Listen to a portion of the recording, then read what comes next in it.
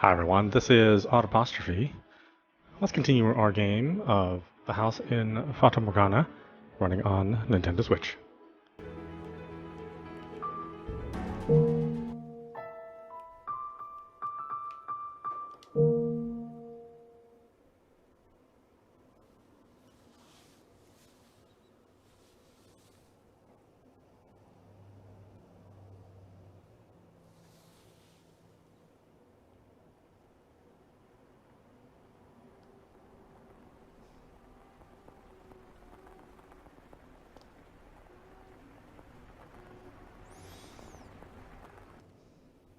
Alright, let's get back to where we were.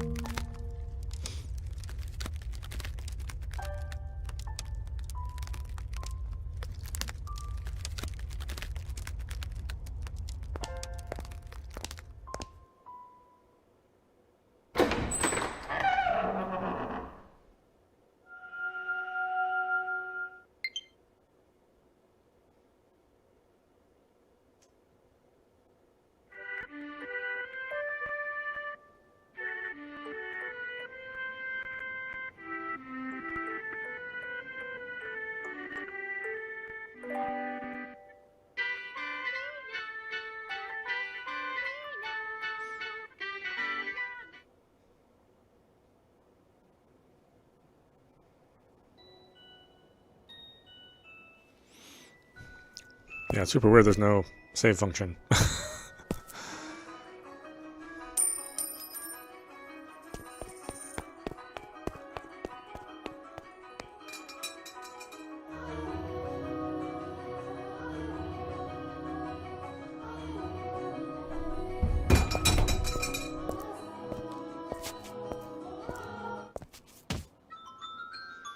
I mean, it's weird to release these old games, touch them up. Kind of fix some translation errors that were in the older editions and then not be able to save.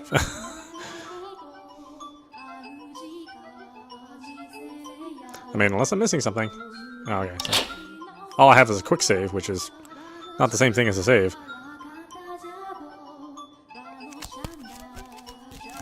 Yeah, so no save slots or anything, just quick save only. Super weird.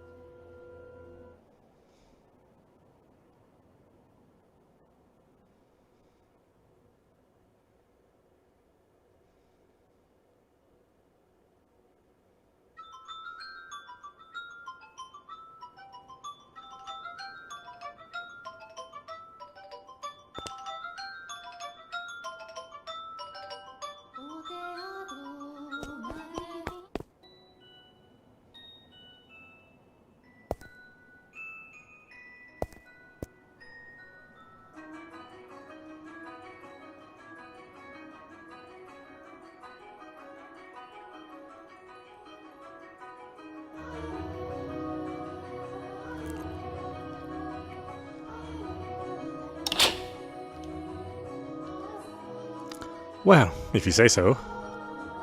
Say, yesterday. This mansion is truly a thing of beauty. All the many roses in the garden, Even the furnishings has had a great deal of thought put into it. This family must have a wonderful sense of aesthetic. Oh, yeah, thanks. Did she just change the subject on me? I'm delighted to have been given the opportunity to serve at such a magnificent house. Mother and father actually had nothing to do with that, not even the garden. That's all been around since my grandfather's time. This mansion was a complete wreck when he bought it. Oh, was it? Yeah, frankly, I'm surprised he paid money for it. The chandelier in the foyer was shattered and only half attached to the ceiling. Most of the decorations on the wall were broken. I can hardly imagine. This is marvelous. Impressive house. I'm sure he'd be flattered to hear it. My grandfather was a bit of an eccentric. He liked to do things people didn't expect just to watch the looks of surprise on their faces. He was the kind of man who would buy a mansion that was beyond repair just to give it a completely new life. Everyone who had seen the property before it was renovated was astonished. They regretted not taking the opportunity themselves, seeing the transformation it underwent.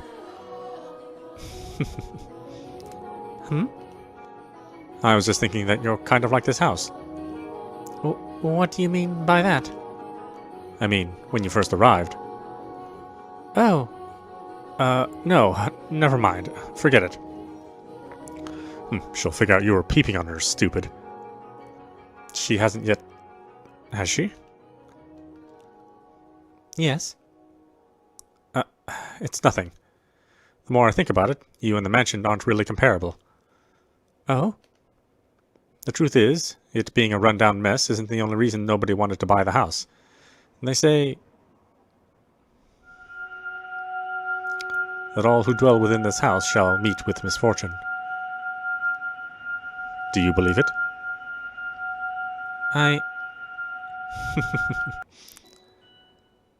I'm just kidding. It's not actually true. It's all rumors and hearsay, embellished to make the tale more exciting. The rumors only started because of how it used to look. If the mansion truly begot misfortune, then we wouldn't still be here. And it wouldn't explain how my grandfather died. Do you know how he passed away? No. How did he? Inside a lovely lady. What? Believe it or not, that's how he died, together with a young, beautiful woman. His time ran out when he was making love to her, they say. A rather crude way to go. But he was hardly misfortunate. What did I tell you? Ah. Yes? Just so you know, I promise I didn't inherit my grandfather's propensity for such base behavior. I am pure of body and spirit, dedicated wholly to my studies, so... Hey, she laughed. My apologies. No, it's fine. Anyway, we were talking about the mansion, right? I've always thought it was kind of a strange place myself. That dress you're wearing, it was found here after my grandfather bought it. You don't see that kind of design around these parts, so I'm guessing it was probably imported. The architecture's really old-fashioned too, which must have caught grandfather's eye. When he announced his plans to buy it, the entire family opposed his decision, but he refused to budge. Renovation upon renovation gave the mansion new life, but all of his work, he was most fond of the roses in the garden. He collected species from all across the world. Every time he got a new one, he would summon gardeners to arrange and grow them. It took incredibly long to complete. There were even some that wouldn't grow in the climate of this land, but grandfather refused to give in. He truly loves roses. Me? I don't really get how someone could be so impassioned about them. It's just embarrassing every time someone calls this house Rose Manor. Perhaps the roses were meant for someone. What? I am simply speculating. Roses make wonderful gifts, after all. Indeed they do. If you like roses as much as Nelly, then you're welcome to go see them for yourself. Pick as many as you'd like.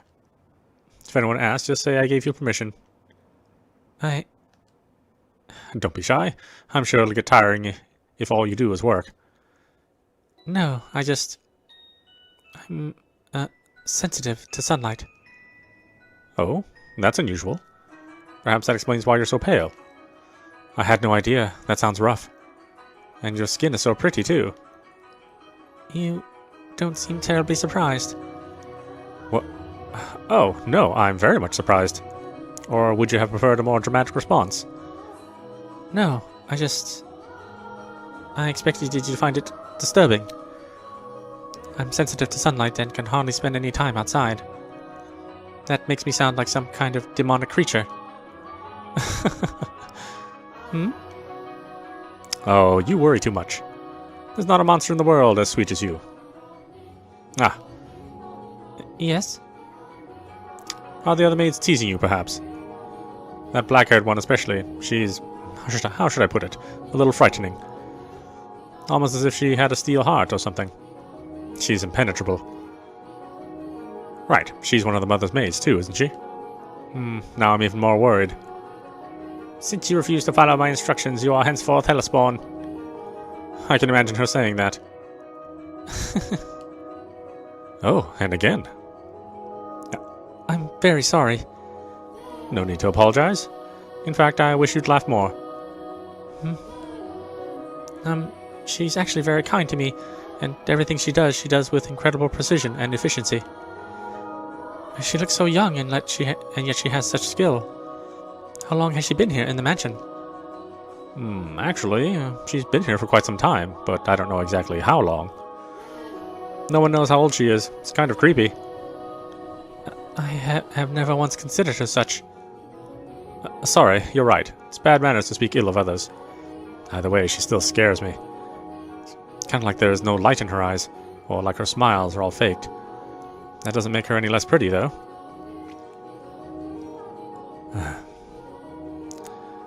The conversation died. I have to think of something else to talk about.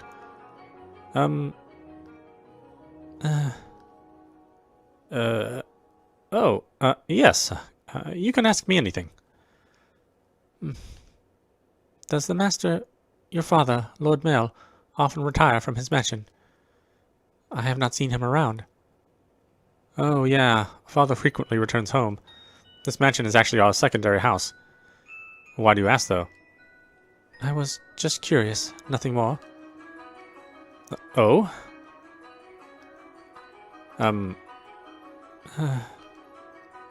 Yes, what is it? One of the maids asked me to see, so I should be on my way. If you'll excuse me. What? All right. See you later, then. Goodbye. All right. One moment. Since you're sensitive to the sun, I can pick some roses from time to time for you. For you to decorate your room. Lord Mel. That's all. Sorry for holding you up. Why am I so bad at this? She definitely thinks I'm obnoxious. I want to hide under a rock. I want to reverse time and try this over again. Roses are not becoming of me. He is too kind. You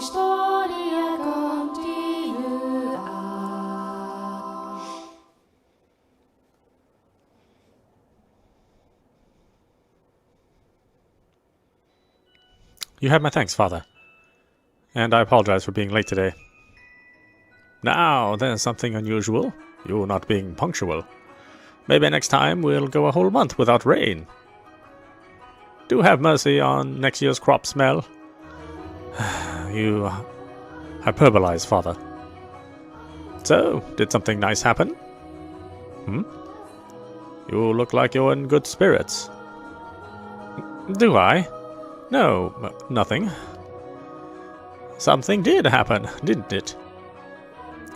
It's all over my face, isn't it? People prefer an open book to a face of stone.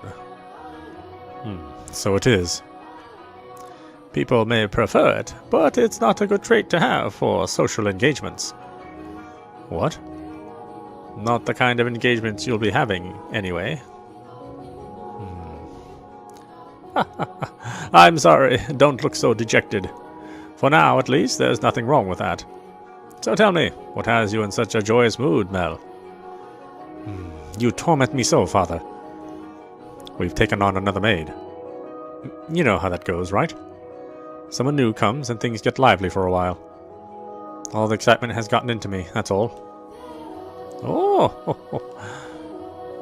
Why are you looking at me like that?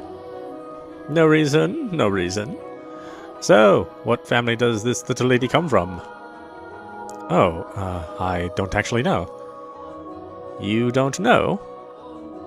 I was going to ask her, but I missed my chance. Father has returned home, and I can't speak to Mother. I see. She's caught your eye, has she? Yeah, she has. But the truth is, you're more than just interested in her, are you not? What? No, I...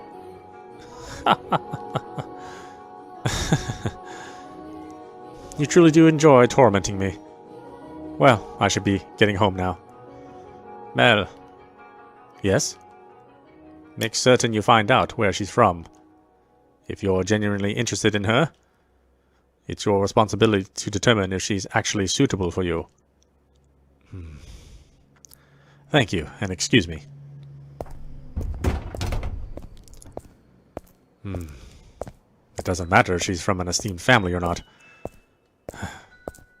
No, I'm not in love with her. I'm just interested. This isn't love, no. It couldn't be.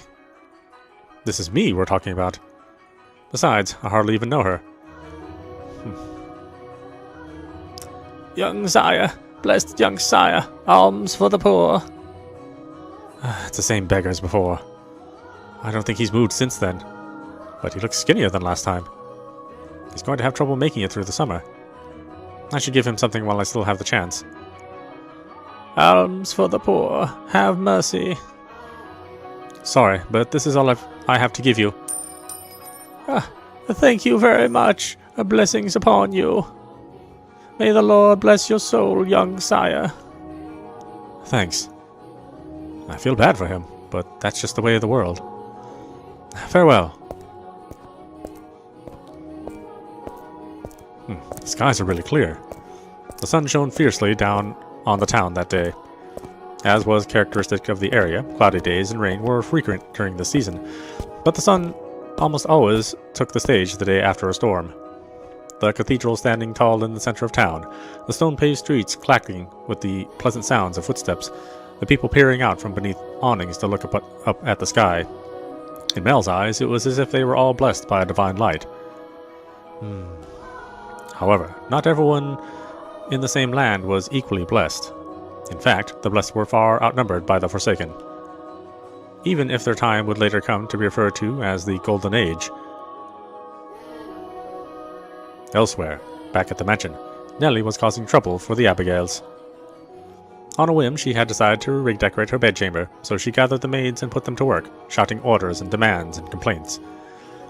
And she had not summoned only her personal servants, but others as well, including the white-haired girl. No, not like that. How many times must I tell you? The tapestry goes by the door, and I don't like the carpet's pattern. Is there anything else we can change it with? Hey, who put this ugly vase here? Nelly appeared to be rather irritated, and it was the servants who bore the brunt of her frustration. Though if they found this similarly vexing, none of them showed it. She was a girl who spoke her mind, a trait particular to that time in history. Women of the Golden Age were so vivacious, in fact, that it inspired parody and satire in foreign countries.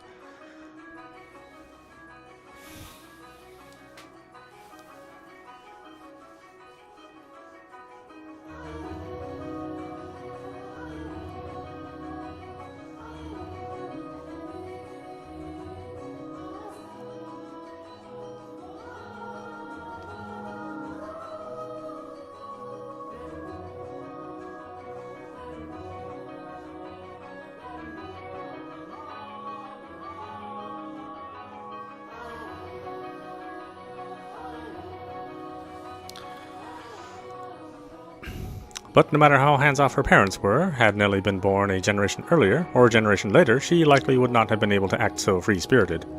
That day, however, Nelly did not seem to be her usual self.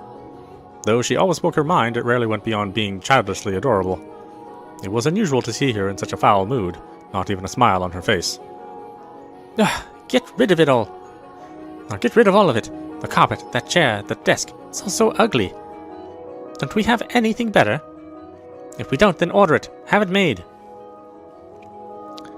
You can do that much, can't you? Hurry up and replace them. Having only arrived that morning, the white-haired girl was unsure what she was supposed to be doing, caught in the middle of a flurry of maids and furniture and fabric. She chased frantically, scrambling Abigails with her eyes and made attempts to help, but not being familiar with the work, she only ended up getting in their way. She probably felt that everyone would be better off with her not in the room. So when the maids ordered to get new furniture made their way out of Nelly's room, she attempted to follow them. You! Hold on a second. You! Yes, you! With the white hair!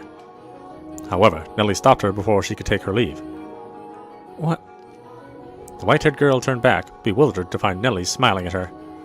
The corners of her mouth upturned into a self-assured grin. There was no trace of timidity or uncertainty in her demeanor. Her flaxen eyes seemed like they would look nice under the light of the sun. Almost the exact opposite of the white-haired girl. I wanted to talk to you, actually. But Mother never was one to share. I asked her to trade maids, but she wouldn't have it. Trade? You mean for... Which is why I decided to completely redecorate my room, because then I would need some extra hands. But why? Because Mother and Father refused to tell me anything. Why is that? Who are you, exactly? Where did you come from? Tell me, what house are you from? Why can't you tell me?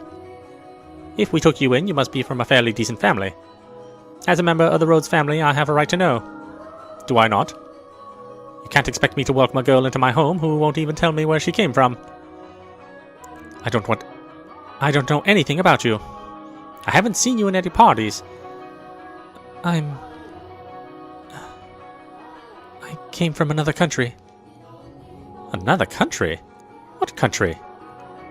Somewhere very, very far away. Oh?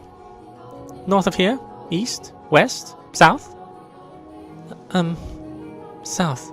It's south of here. I crossed the sea to get here, which is why we have never met before. How far did you have to travel, then? How many times did the sun rise, and how many stormy nights did you face? Innumerable days and nights we sailed, heading even further north. Huh. So tell me, Lady Nelly, that is a most wonderful painting. She just tried to brush me off. I won't let her get away that easy. Painting? Is it in my room? Oh, it is in my room, so of course it's wonderful. But that one's especially so. You're both so adorable. You, Lady Nelly, and Lord Mel. How old were you when it was painted? Huh? Ah, that painting! Goodness, yes, you have a good eye for art. It is magnificent, isn't it? This was done when I was 4 and Mel was 7. You see how we're standing next to each other, holding hands? I was too young to remember it very well, but Mel looks like he was really embarrassed. But standing there like statues made for a boring painting. Nelly explained brightly. Having completely forgotten she was pressed up against the white-haired girl, she did a little twirl, stopping to face the portrait. Though many paintings lined the walls of her room, Nelly was most fond of the one of her and her brother. 2 daring siblings standing side by side, the older brother smiling kindly, and the younger sister sweetly tilting her head, her cheeks the color of fresh-picked apples. It was like the very embodiment of their happiness. A painting lays its subjects bare, you know, fortune and misfortune, happiness and sorrow, enshrined on canvas for all to see. And this reflection is not merely limited to the point in time it was made, either. Did you know, Master, that paintings are alive? They are drawn with a brush over an extended stretch of time, unlike photographs, which captures a single moment. The two have their own individual merits, but a photograph is still, while a painting moves. Portraits reveal the past and the present state of those they depict. Mel and I have always been close. I would sing songs for him, and he would teach me about all sorts of things. He's so smart. Nowadays, Mel hardly even goes on walks with me, making excuses like I'm an adult now, but we used to spend a lot of time playing together in the rose garden. I see. The white-haired girl normally had difficulty smiling, but her lips naturally curled upward as Nelly reminisced. A vision of the two happy siblings had probably swelled up in her mind. And I imagine there was a faint trace of envy in her heart as well. Lady Nelly, you love Lord Mel quite deeply, I see. Yes, of course I do. Mel is smart and he's studious and he's incredibly kind. For my birthday, he gave me this wonderful rose necklace. The jewelry shop he got it from is famous because even the royal family makes commissions from their workshop. So he had to have ordered it months in advance. Just for me. He's a prince. Oh? He's pretty charming, wouldn't you say? That's why I call him my prince. But you know what? Mel is a terrible dancer, and he still hasn't got his feet on the ground yet. He's so bad at interacting with girls. So there's no one else who would say that about him. He's quite the gentleman. I assumed women would be drawn to him. Gentleman? Have you met Mel already? This morning, briefly. That reminds me, Mel seemed to know about her too.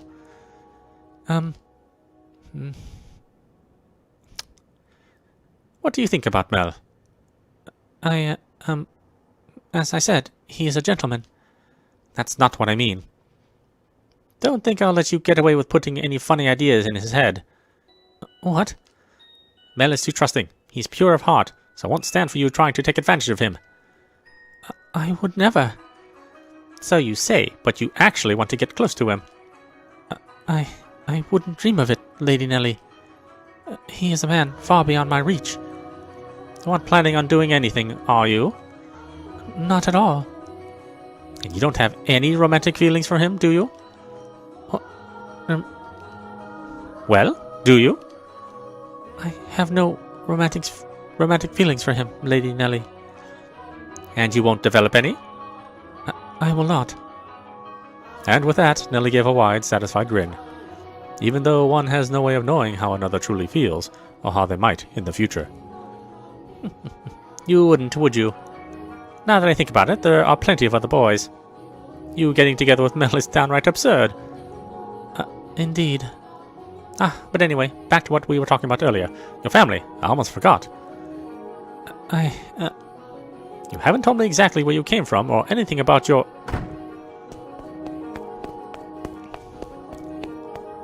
Lady Nelly, I brought a new carpet. Just look at the embroidery. The work of a true artisan. I am simply in love with it. Surely you will find it to your liking as well. Well, you're right. That's a Florentine stitch, isn't it? I wonder whether someone mimicked the style, or if it was imported. Either way, a great find. Let's hurry and get it laid out. Oh, and we'll have to see how the colors go with everything else. We'll have to finish redecorating quickly so I can show Mel. He'll be so surprised. What wonderful taste you have, Nelly. When the other Abigails returned, so too did the bustle within Nelly's room. As the white-haired girl watched, a faint smile crossed her lips. Perhaps it was from relief at having escaped Nelly's inquisition. Or perhaps...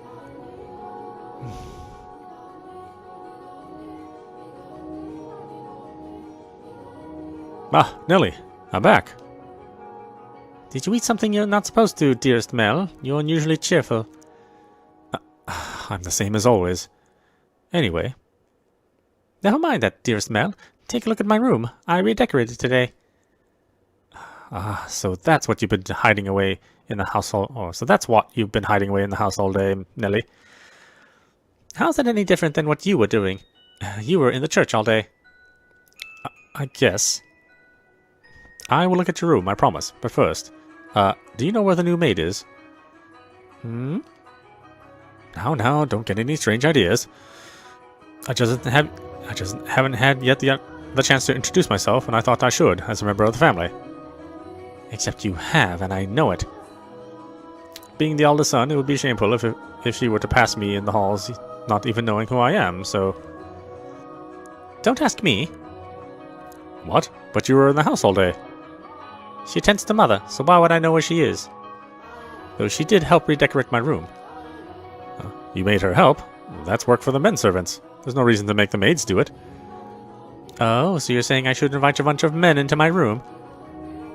I go into your room all the time, Nelly, and you were in my bedchamber just this morning. Only one man is allowed in my bedroom, dearest Mel, and that is you. So unless you become a servant, which I will not stand for, I will not ask any of them for help. Oh, Nelly, you ought to be a little more... A little more what? If you're going to lecture me, I won't hear it. What am I going to do with you, my little lady? What? What? Why are you looking at me like that? We talked about you, dearest Mel. And I'm not going to tell you what she said. About me? What did she say? Oh, please, Nelly. She said... Hmm? She said she has no romantic interest in you. What? Why did that even come up? Because we're both girls. We talk about things like what kind of boys we like and who's the most handsome. Why do you look so downtrodden, dearest Mel? You look like a sad little boy who can't get his crush to notice him. That face is unbecoming of a prince, Mel. Are you interested in her? That's strange. You haven't even met. I am not. It's just depressing to find out that someone you've never met doesn't even like you. That's all.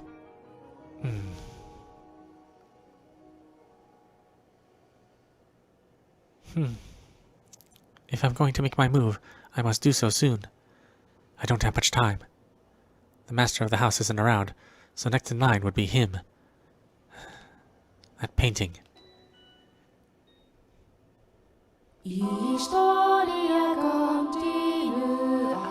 Ho ho! What is going on?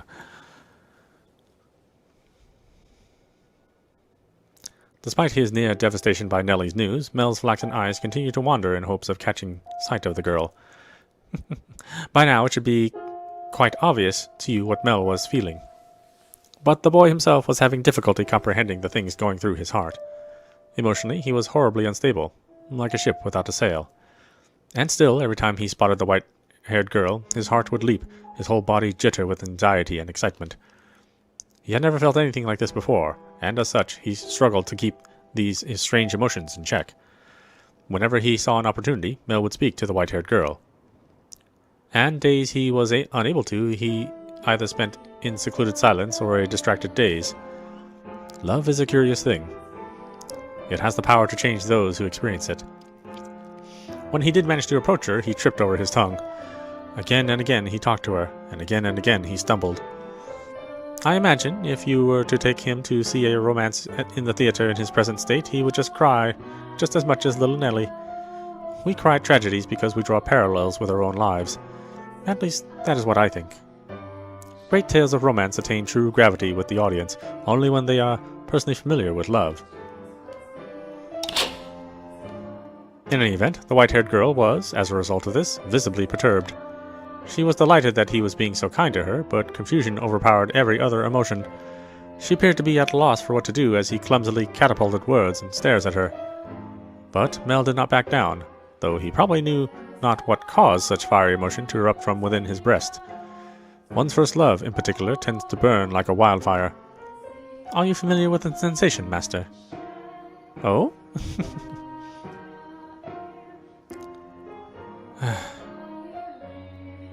There she is. Is she cleaning? No, it looks like she's reading. It's now or never.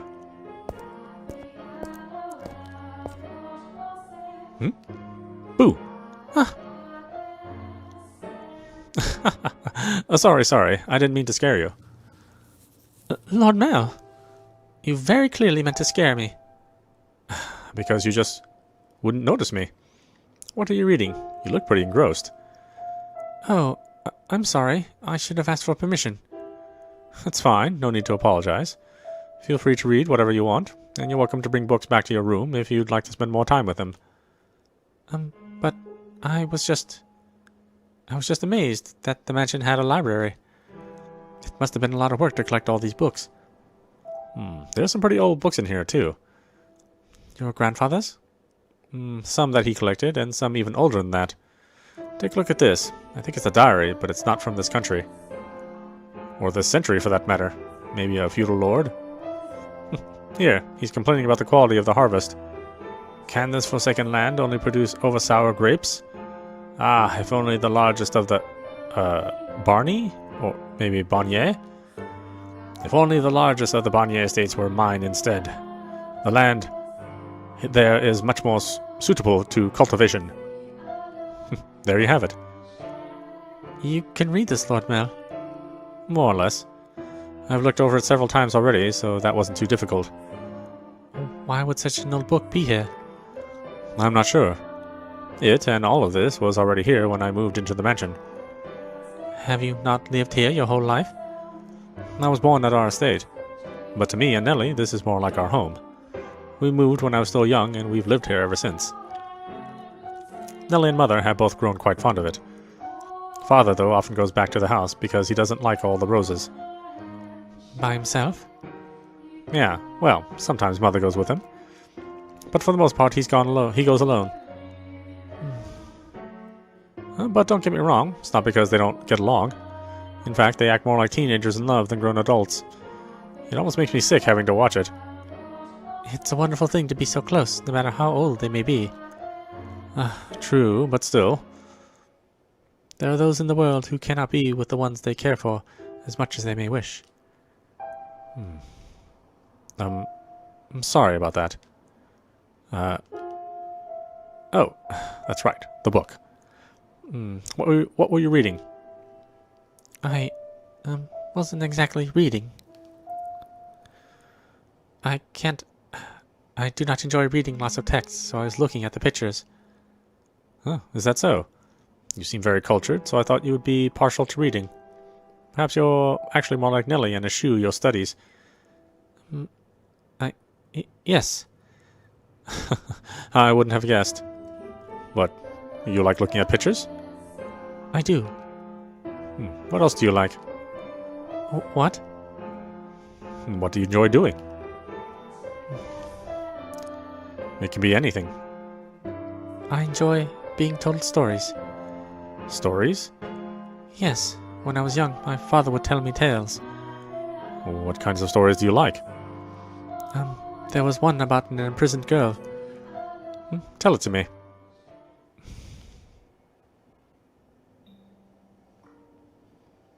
Once, there was a girl, and she was locked away in a mansion deep in the forest. A mansion with only one window. But the window sat high upon the wall, far beyond her reach. So it was always very dark inside, unlike this mansion. However, the girl did not like the outside world. There were lots of scary things out there, after all. Though she may have been all alone in the mansion, she grew comfortable with the darkness in time, so she had nothing to be afraid of. And then... am I doing a good job? You're doing fine. Keep going. What happens next? Okay. And then the girl grew up. By then she had already forgotten why she was locked up, but she was content with the darkness. However, her eyes couldn't help but be drawn to the little bit of light that spilled through the one window. Though she was comfortable in the darkness, the sight of the light made her heart race. At first the girl thought it was because she found it unpleasant, because she disliked the light and the outside. But slowly she came to realize that she was curious about the outside world. What could be happening out there? For all she knew, the town, the forest, the people, all of it could have changed while she was imprisoned in the mansion. But she had no way of finding out. So the girl decided to write letters and throw them out the window. What began as empty grasping became routine, continuing for several months until she was finally ready to give up. But then, a beautiful white dove flew in through the window. Tied to the dove's legs was a letter. Her heart racing, she read the words contained within. It seemed to have been written by a man. The letter contained numerous questions for the girl. It also said that if she attached her reply to the dove, it would bring the letter back to him. She was astonished, but she wrote him back anyway, taking care not to mention where she was. After having exchanged letters a number of times, the two felt very close to one another, as though they had known each other for many years, despite having never met. And eventually the man... said he wanted to meet her? Indeed. The girl was unsure what to do. Should she tell him of how she lived? Should she reveal where she spent her days? She was afraid if she did, he would cease to send her letters. She was unsure he believed her to be a young lady of noble blood, and not a girl locked away in a house deep in the forest. The girl could not bring herself to write a response. She released the dove through the window with nothing attached to its leg. And yet it returned with another letter written in the man's familiar hand. "You must surely have a grave reason for your silence," it said. "I would like to know that reason. I would like to help you, no matter what it may be. You have my word." She deliberated.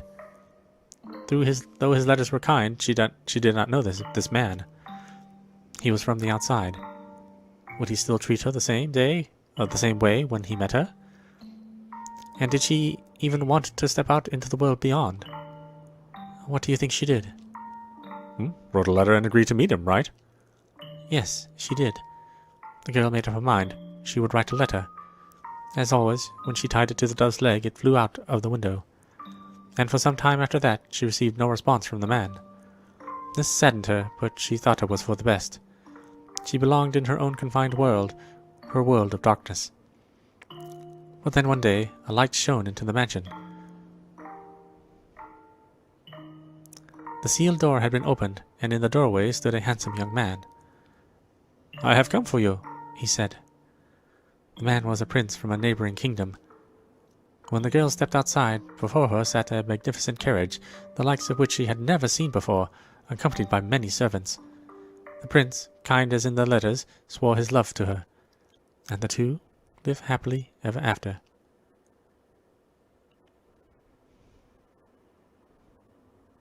Ah, what a nice story. I'm glad it had a happy ending. A prince.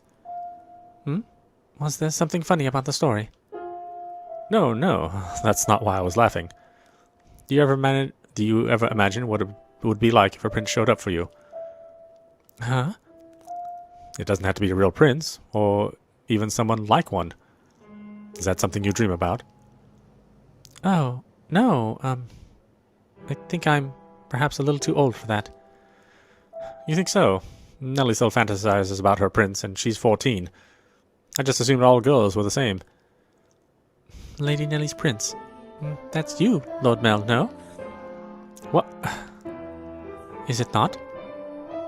I mean, we used to play make-believe a lot when we were kids, but I very much doubt she still thinks of me that way in earnest. When she called me her prince now, it's mostly in jest. If it weren't, that would be concerning. Oh. That story. Do you know if it's regional? One that's been passed down through the ages? I am not sure. It could very well be my father's own creation. You might think me conceited, but I think the story might be about me.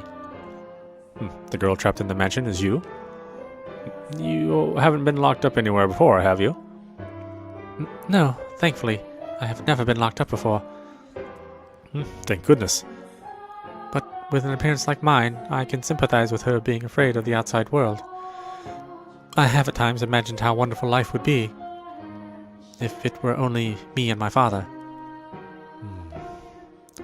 But the girl left the house in the end. If your father really wrote that story, then I believe it contained his hope for you to end up the same way. Oh? I don't have what it takes to be a real prince and whisk you away, but I can at least pretend. So, if it was your father's wish for you to see the outside world, then surely there's nothing wrong with you getting out and experiencing all the scenery the world has to offer. I want to see the outside too. Or, to be more specific, other countries. So, if you'd like, we could maybe go see distant lands together. Oh, dearest Mel, I've been looking all over for you. Nelly? Look at this, dearest Mel. Mother brought me these wonderful gloves to wear on walks. The roses embroidered on the wrists are just precious. Oh my, you're right. They're beautiful.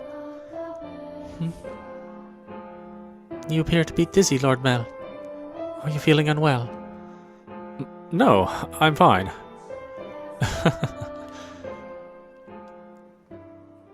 Mel was feeling frustrated in his inability to convey his feelings to her, and as his frustration built over time, he developed I suppose you could call it a severe case of love sickness.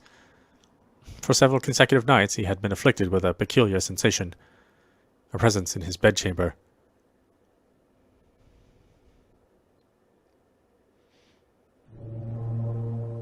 Death.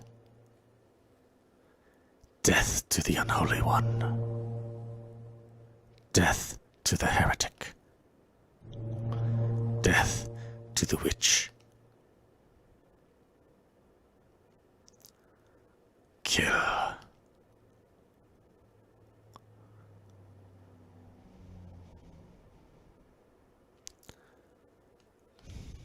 She's...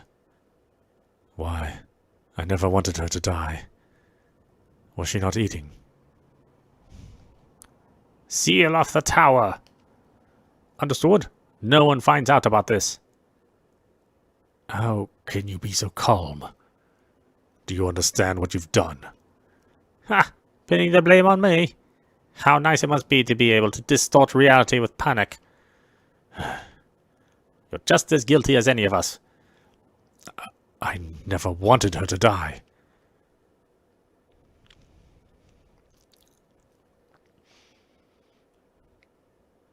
The witch killed her. The blood of the witch killed my...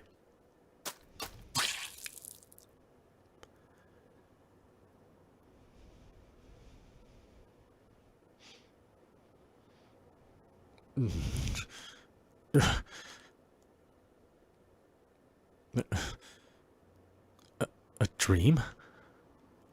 What was that dream? It was horribly unsettling.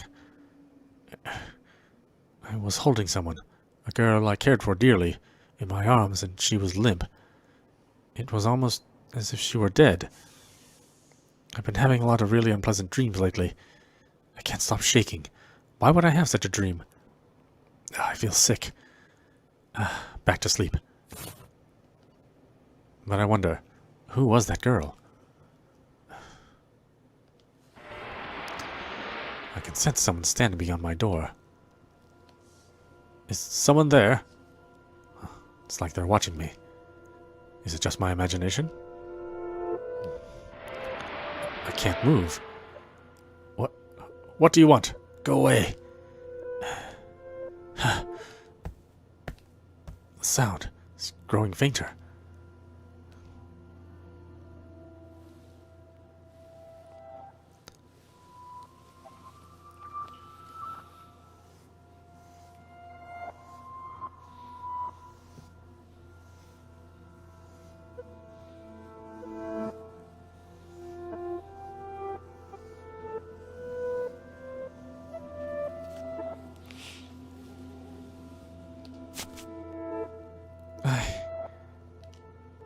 Is that truly what your story meant, Father?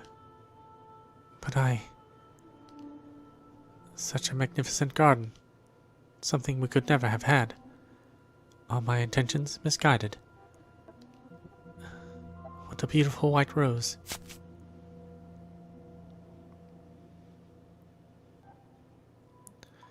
You know, you could have sneaked into his room rather easily then. No one was watching. How long have you... Oh, you needn't pay me any mind. I shall not condemn you, no matter what you might do. Rather, I am on your side. I was not going to do anything. Oh? Is that so? Then perhaps you were out for a late-night stroll. I imagine you have less difficulties going outside at night. I beg your pardon. I will return to the mansion immediately. Oh yes, that reminds me. It was also in the middle of the night when the grocer's servant broke into their safe. News of that spread quite far. I'm sure you would have heard about it. Oh? Although was Gamache imprisoned? Dear me, I'm having trouble remembering. But worry not. If you wish for it, the mansion shall provide. You are in no danger whatsoever of getting caught. You said that a witch lives in the mansion, did you not? I did. Does that sound perhaps a bit archaic to you? No. I believe those rumors mockingly refer to me. Oh my. I have been accused of being a witch before. Which is amusing. I don't have any magical powers. I simply have an unusual appearance. Huh? My, what a lovely shade of red. The rose. Is something the matter? This rose was white. Until I took it in my hand. Is that so? I apologize. I must sound mad. I'm sure I was just mistaken. It couldn't possibly have changed. I wonder... Yes? Did the girl locked in the mansion become a princess? What? We should lock up and head to bed. Make sure all the shutters are closed nice and tight, then draw the bar on the front window.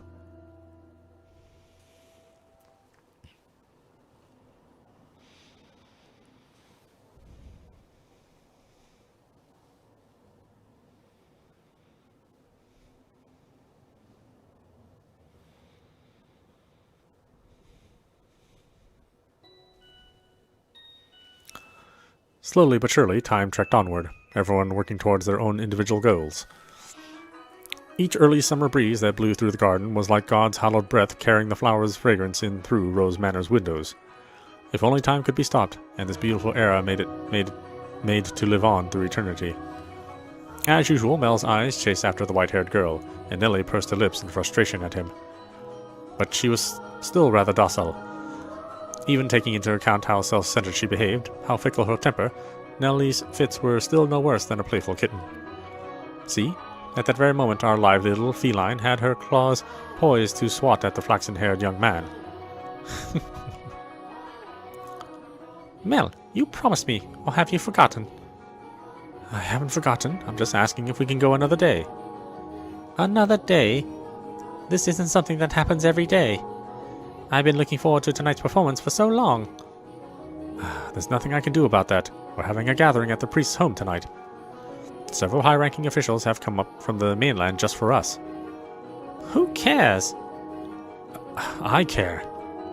You know, Nelly, it doesn't have to be me who goes with you. No, I want to go with you, Mel. You've been so distant lately, dearest Mel. You refuse to do anything with me. That's not true. Tell me, if you can't go today, when can you? When will you be able to when will you be able to go out with me? When will you be willing to play cards with me, to have tea together?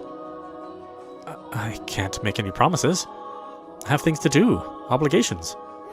And Nelly, you're almost an adult yourself. Stop acting like such a child. I'm not an adult yet. I'm still a kid. If it means I don't get to play with you anymore, dearest Mel, then I don't want to be an adult. Nelly, you can't... Lady Nelly, the master wishes to speak with you. Huh? Father does? What could he want? Go on, Nelly. You can't make Father wait. He's very particular about people keeping their appointments. Yes, he is. Unlike you, dearest Mel. What's got her in such a foul mood? Thank goodness for small miracles. Nelly just won't seem to take me at my word lately. You mustn't be so harsh on her. She is your one and only darling little sister. You're right, but still, she's taking it a bit too far of late. Oh? I'm not so sure. She does not seem to be behaving any differently to me. Am I the one acting differently, then? Well, enough about that. Can I ask you a favor? Me? What can I do for you? I was thinking. Physically, Mel was undeniably a young man, but the smirk that crossed his lips and, as he schemed, gave his face the sweet look of a little boy. Or perhaps that was simply part of his charm, and it was not the age disparity but his character that made him smile so heartwarming. What did he ask of me? You shall find out soon enough.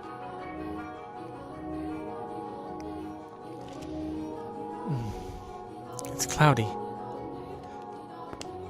And thank goodness for that, too. though it would be even better if it were even darker out. I believe the textile shop was around here. Ah. Hi there. Lord Mel. Fancy meeting you here. Yeah, what a surprise. So, what do you say we take this chance to go for a little walk? Since you're sensitive to the sunlight, we can keep our eyes out for shadowy areas as we go on. And if you're feeling unwell, just let me know. I was sent out to run an errand. Oh, don't worry about that. Come on, follow me.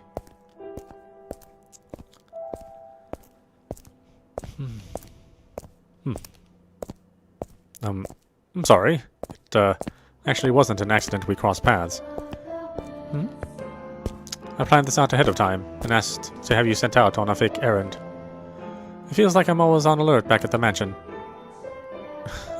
Can't relax in my own house. It's actually kind of funny. Sorry, that was inappropriate of me. I just thought, since the sun's mostly blocked out, it would be alright if... I'm feeling just fine. Ah.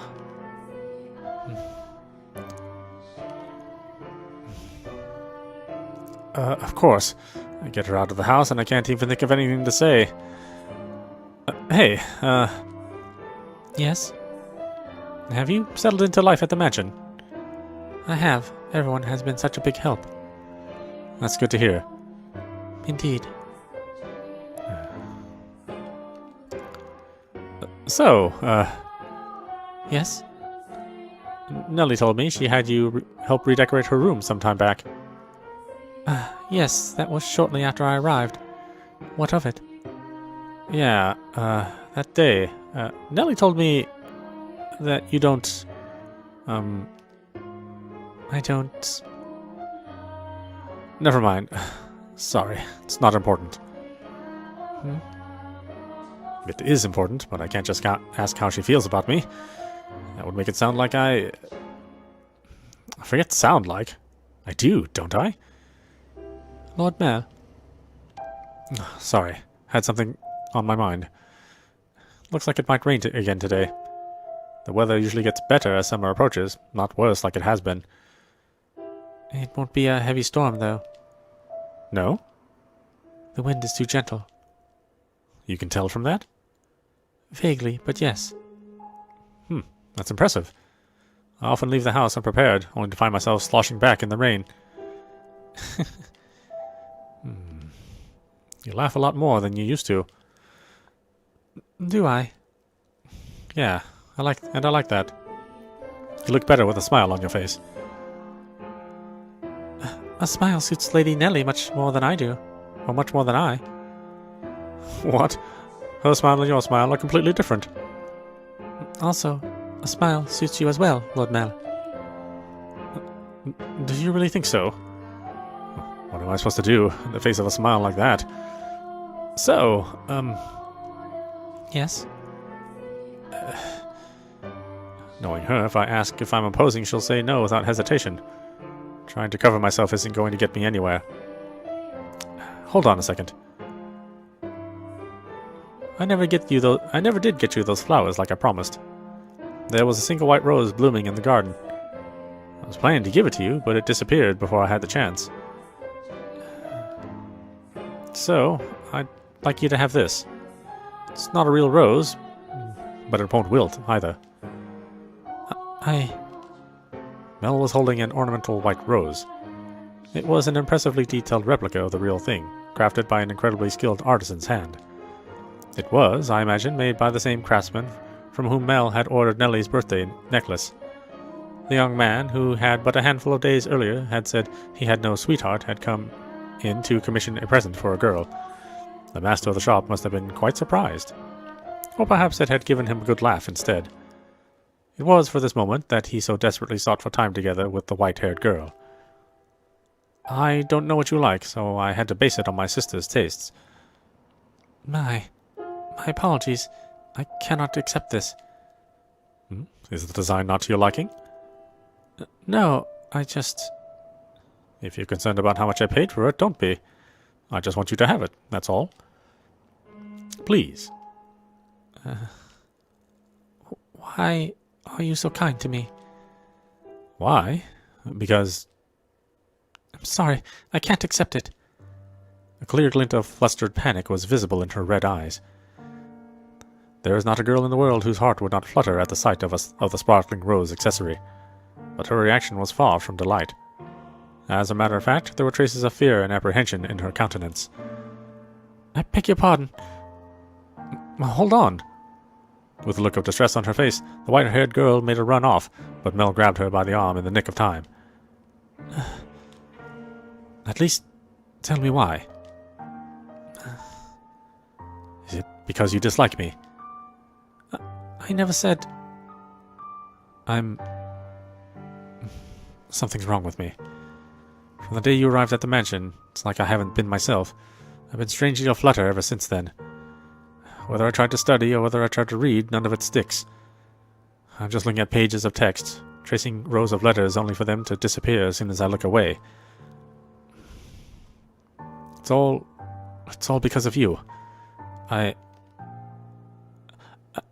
truly am sorry. Please, don't be any more generous than you already have. When I'm with you, my willpower wavers. What do you mean by that? I'm so sorry. Wait! Mill's grip loosened for a moment, allowing her to slip free and dart off like a gust of wind, not giving him a chance to stop her a second time.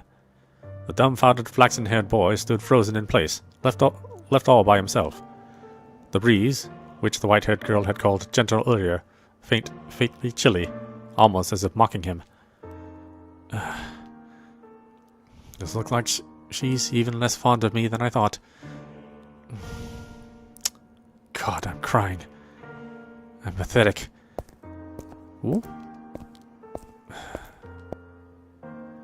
Well, if it isn't Mel, what might you be?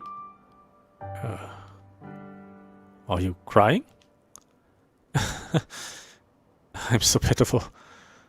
Sorry you had to see this. Think nothing of it. I passed by a girl just a few moments ago. She appeared to be rather distressed as well. Did something happen between you two? I wasn't good enough, it seems. Not good enough? That was the new maid I was telling you about before. I was, like you said, Father, I was keen on her, quite. Enough to bring me to tears like a miserable child. But she rejected me. I don't even have what it takes to be a stand-in prince. Mel. I apologize for complaining to you about this. I'm completely hopeless. Mel. Please don't try to cheer me up. I don't need any sympathy. I just... No, Mel. Listen to me. What? I've seen that girl before. What do you mean? But... you said she was a servant at your house, right? In which case... Yes, she is. Please tell me, Father. Where did you see her? Why must you be so evasive? It was probably someone else. Someone else? You're saying you mistook someone who stands out as much as her? Father. He and a man who I assume is her father paid a visit to the church once. They came asking for food, their clothes in tatters. The two were emaciated. I don't think they were eating daily. What? Wait a minute. Are you saying she's a beggar? But father said she came from an esteemed house. Which is why I said I might be mistaken, Mel. She has a singular aspect, but it is possible there is another girl who looks similar. Deep down, though, the priest surely believed the opposite, and so he said sternly, like a teacher to a pupil. But you must be absolutely certain, Mel. Understood? You cannot proceed any further without knowing her ancestry. May I visit the church, Father? By all means. In the back of Mel's mind, a vision of the night of the storm, the night the white-haired girl arrived at the mansion, was surely replaying. She had been wearing little more than rags and covered in grime, hardly the appearance of a respectable young lady of class.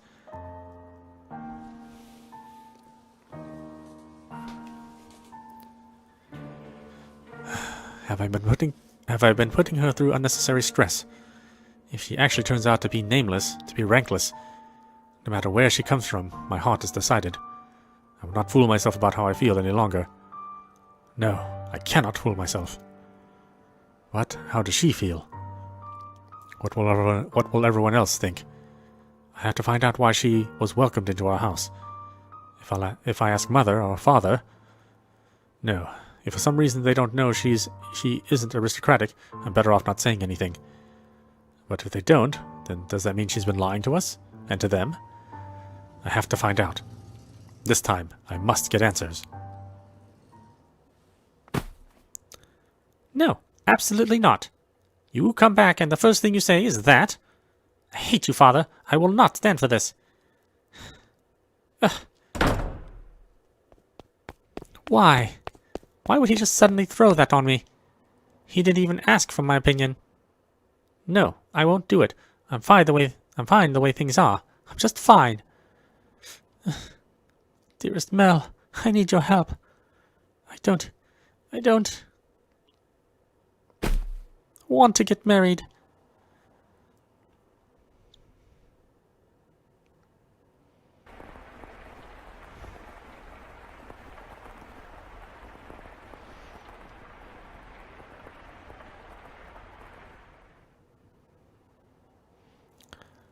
This may seem sudden, but I must confess that I made a grave mistake. My transgression is that I was unable to completely predict where this path we were traveling led. My hands were full dealing with my immediate day-to-day tasks, so I could do not but pray there was happiness waiting in the future. Happiness for everyone who lived within Rose Manor. But I am a mere maid. There are limits to what I am allowed to do. And furthermore, it was not my place to offer her my hand. Roads, such as the one we were following, have a way of diverging with little warning, and if you do not turn the wheel exactly right at those sudden forks, you may end up somewhere horribly off course. I was well aware of that fact, which is why I thought that what I did was for the best. It's happening again. I made sure the door was closed, but I can sense someone standing there. Someone watching me. Footsteps. They're looking down at me? I want to open my eyes, but I can't do it. Curses! You're just going to leave without doing anything, aren't you? Then hurry up and get out of here. Free me from this torture. No, tonight they're on my bed now, looking down on me. My neck. What? I can't speak. I can't move. These cold fingers. That soft breath. Why? I can move my body, but that's not important right now.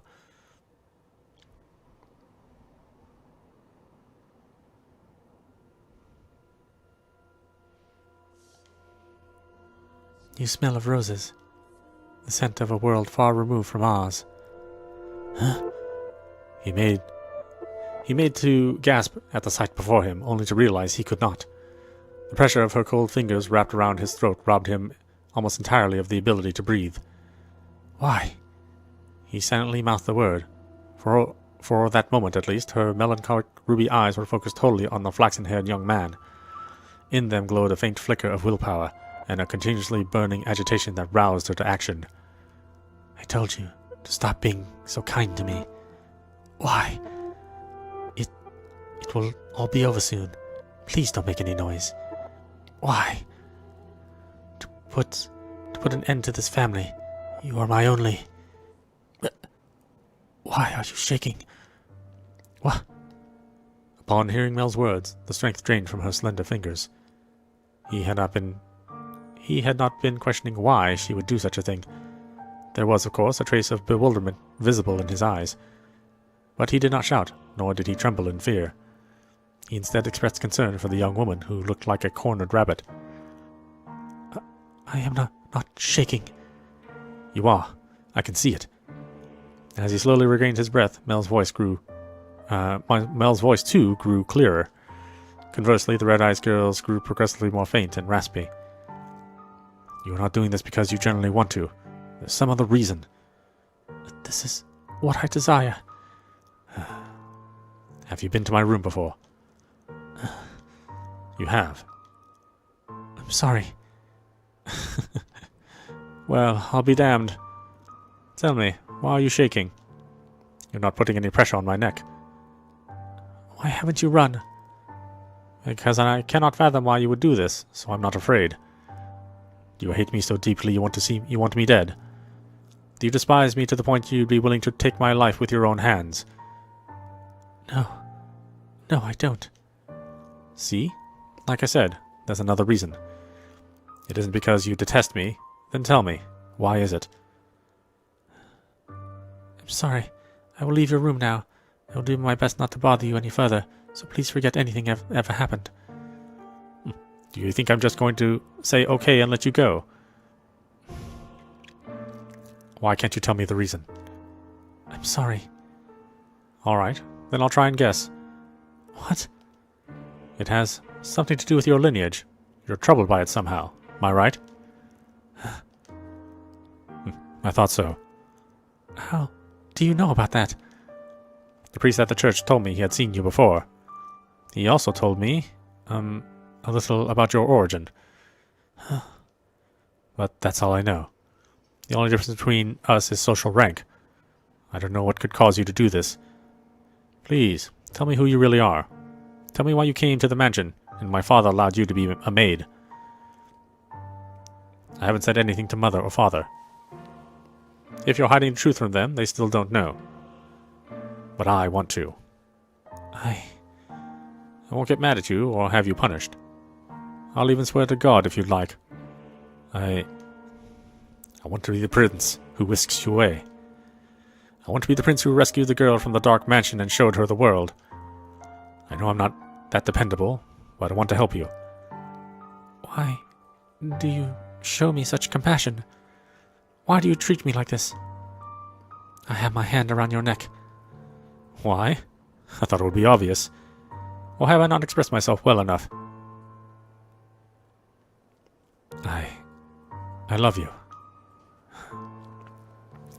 Every time you push me away, it crushes me. I don't even know why my heart could feel such distress. If you dislike me and don't want to be with me, then, well, I'll have to live with that. As much as it may hurt. But if you have some other reason, some weight on your shoulders that you can't share with anyone else, tell me. I want to help you. There are other options. Things we can do about your... No, that's not it. Huh? I have tried to hate you so many times. So yes, there's more to it than just social status. But I can't do it. I couldn't make myself do it. What do you mean? I had so many chances where I couldn't do anything. She spoke in a stifled voice, as if every word had to fight to escape her lips. She appeared so fragile, so precarious looking down on him, that it seemed as though if a gust of wind were to whisk through the room it would blow her away completely. Her pale fingers were trembling, like she had tried to squeeze them again and failed. However, her hand did not pull away from his still slender neck. Her hand is so cold. He did not challenge her, but simply kept his eyes fixed on hers, as if carefully watching to see what she would do next. I'll say it as many times as I must. I love you. And I wouldn't be able to accept losing you without knowing anything. So please, tell me the reason. I'll see to it that you're taken care of. Those are the words of a man of means, Lord Mel. Of someone blessed enough to have pity for others. You are a foolish young man. You know nothing. But the greatest fool of all is myself. If you agree to punish me, I will talk. Tell me. Her long white hair and his soft flaxen hair touched. For just the briefest of moments it appeared in the darkness as though they had fused together. The white-haired girl, having finally gathered the courage, began to slowly tell her tale.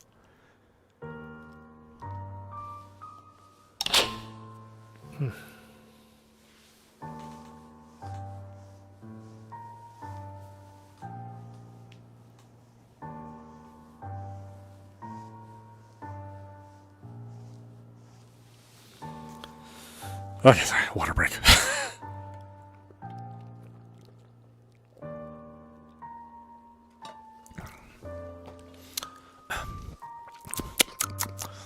On the night? On the night of the storm, I paid a visit to Rose Manor, this mansion. My father and I were always on the move, traveling across the land by foot, so it was only recently that we heard rumors of Rose Manor. There are several reasons we couldn't stay in one place. First is my unusual appearance. People often find the color of my skin or eyes disconcerting.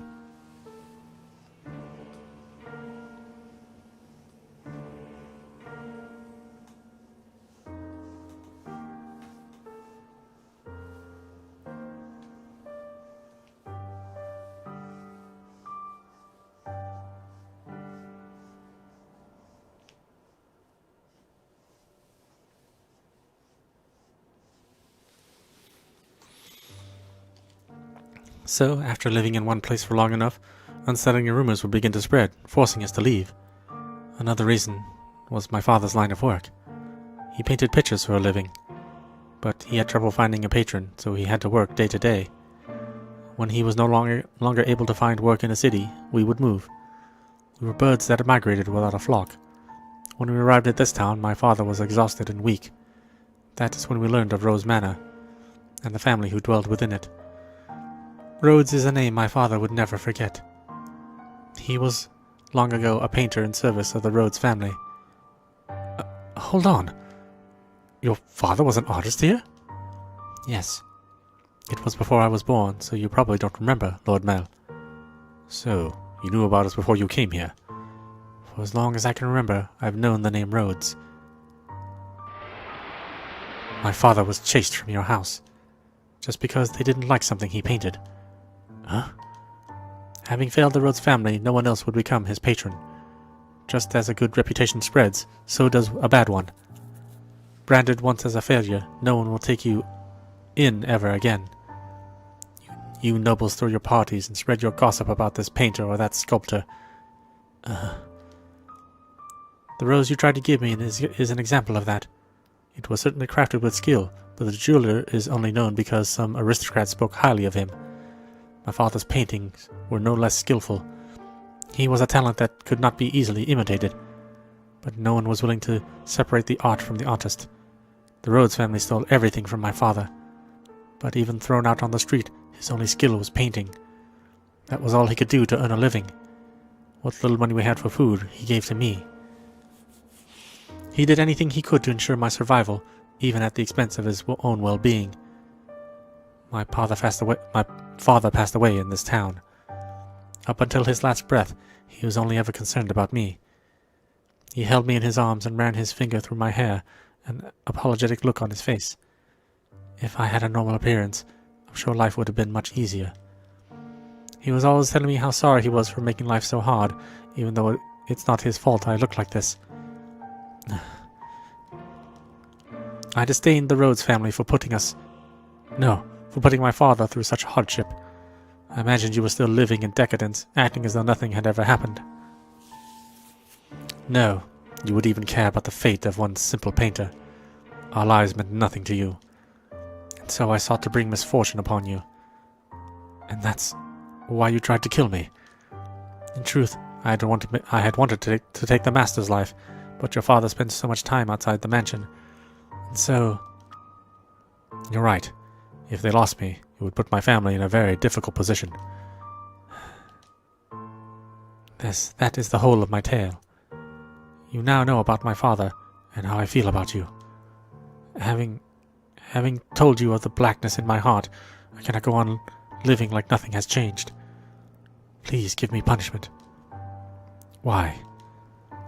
Why would you have me put the one I love through any more misery? I am not fit for your affection. Not only because I am not aristocratic, but because every time I spoke with you, I did so holding this darkness in my heart. Does that not unnerve you? In the end, it was my family's actions that caused you so much suffering. Would that your father were still alive, perhaps I could have done something. I'm sorry.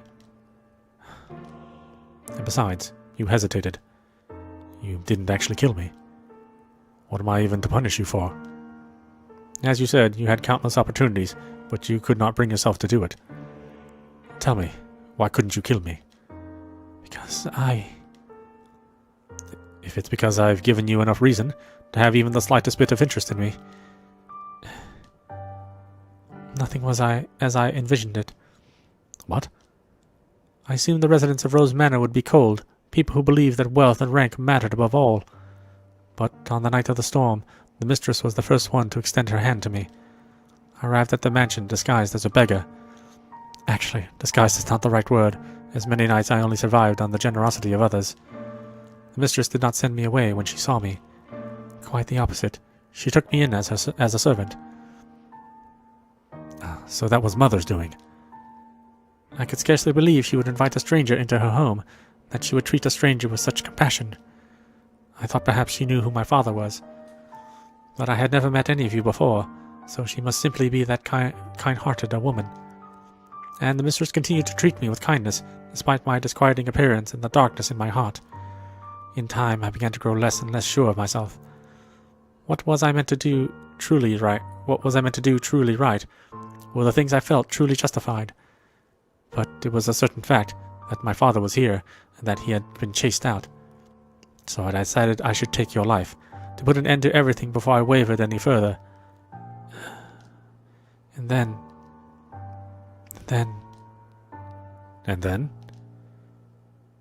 You were too kind to me. It's all your fault. Because you laugh with such affection, because you give smiles like that, because you say things you say. I'm sorry. No, don't apologize. I'm so happy to hear that. Despite, the unusual circumstances. Please don't say you want to leave. Don't ask me to punish you. I couldn't do anything for your father, but at least allow me to do something for the daughter he cared for so deeply. You're far too kind-hearted. I'd be happier with you around. You can become a real aristocrat. Huh? There are families that would be willing to adopt you, especially knowing it would bring them ties to the Rhodes family in the near future. Are you saying, As long as you're okay with that, of course. I don't understand. How could you possibly say that? I have my hand around your neck even as we speak. It seems reasonable enough to me. I'm desperately looking for some way not to have to lose you. But I couldn't. I don't know any etiquette or social customs. How could I... You can learn all of that. You're pretty and naturally graceful. You'll do just fine. You are such an aristocrat, Lord Mel. What? The way you can come up with compliments so easily. Only for you. Nelly says my poetry has as much charm as a dissertation. I don't understand theater. It puts me to sleep. You laughed. Thank goodness. Keep smiling. You don't have to stop. A smile on your face is a smile on mine. No matter how deep the darkness has taken root in your heart, it can always be removed.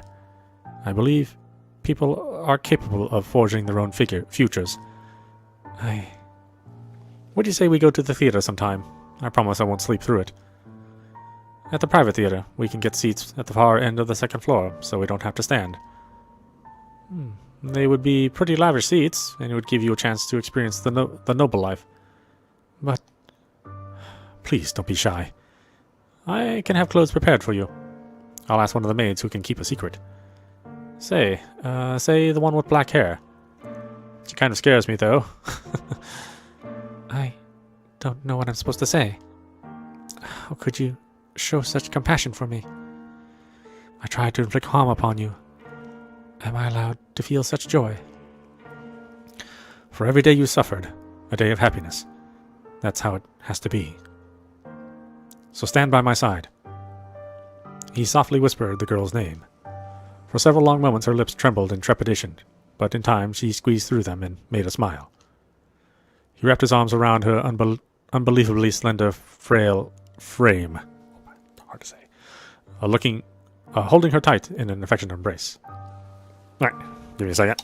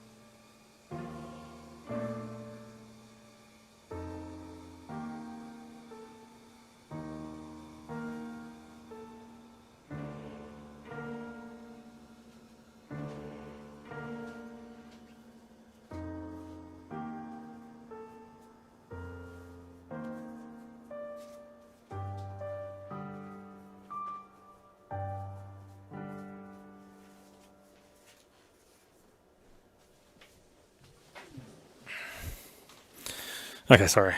2 cups of espresso will do that to you in the morning.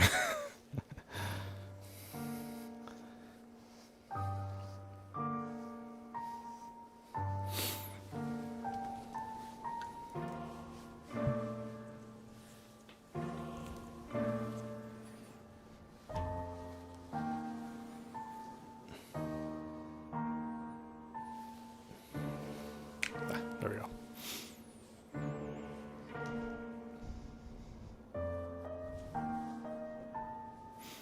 Mel approached me the next day. He explained to me the course of events, and then asked me to dress her up more beautifully than any other noble girl had ever been. She was already a very pretty girl, so even without much effort on my part, simply putting her in a dress, she radiated beauty. I was quite partial to her smile, so I agreed to help, thinking that if it would lead to their happiness, I could not ask for anything more. I never anticipated what would happen next, though. Perhaps my hopes were unreasonable, after all.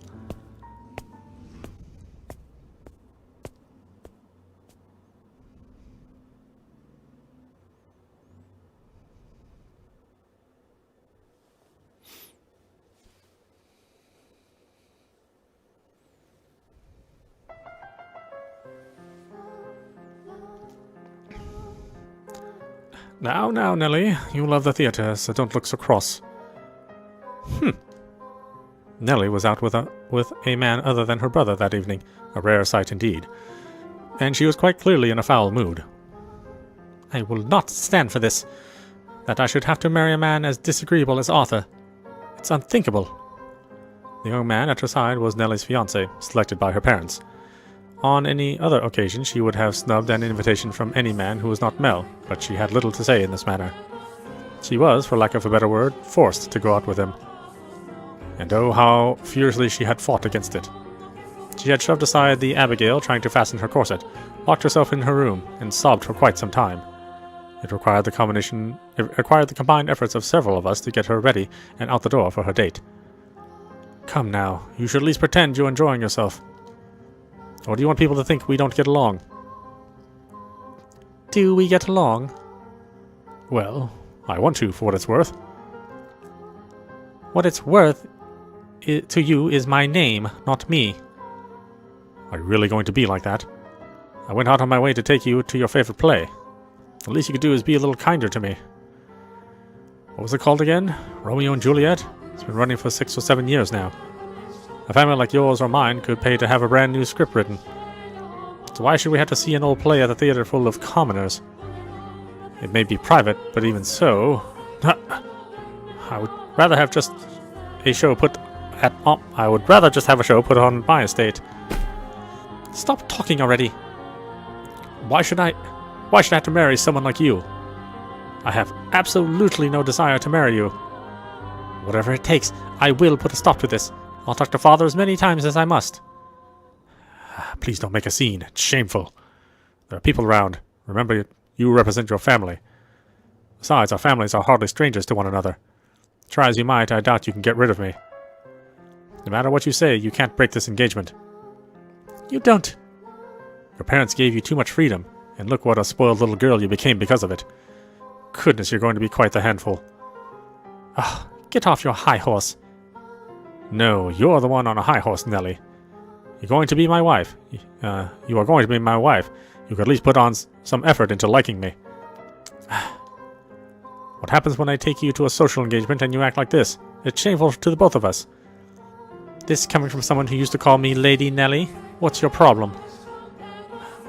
When you choose to act like a lady, I'll gladly call you that again. Goodness gracious. Put yourself in my shoes for a second. I have to marry a bratty little girl because it will help my family. How dare you talk about me that way? You're not a damn princess. Open your eyes. If you think talking to your father will get you out of this marriage, you're welcome to try. I doubt he'll have it, though. Otherwise, you can just go complain about it to your friends. Oh, that's right. As far as I'm aware, you don't have any friends. Enough. As you wish. This is so frustrating. Why should I have to listen to this jerk mock me? I have Mel. I know if Father won't listen to me, I'll ask Mel to talk to him. Mel will be able to convince him. Come on now. Your favorite play is about to start. Maybe you should face forward. Enjoy it while it lasts. You won't be talking down to me much longer. What? Is that... Wait, Nelly! Get back here! What is that damn child's problem? I didn't give her permission to leave. Father will be sure to hear about this.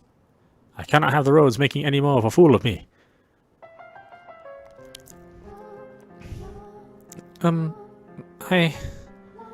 You're fine. Don't be shy. But so many people are looking at me. That's because you're gorgeous. No, it's because I look strange. I assure you that's not the case. It's true you have an unusual appearance, but right now the unique color of your hair, your skin, and your eyes also to accentuate your beauty. You sound like a prince, Lord Mel. You think so? I mean, I did say I'll be a stand-in prince for you, but... I think you are a wonderful prince, not just a stand-in. Which makes you my princess, then? I don't... Ah, you're supposed to say, yes, I am there. You're going to make me sad. I guess I'll just have to keep working at it until you submit. Oh, hey, the play's about to start. What am I supposed to be doing? Nothing in particular. Just sit back and enjoy the show. Ah, but there's one thing. Yes? If I start dozing off, could you maybe wake me up?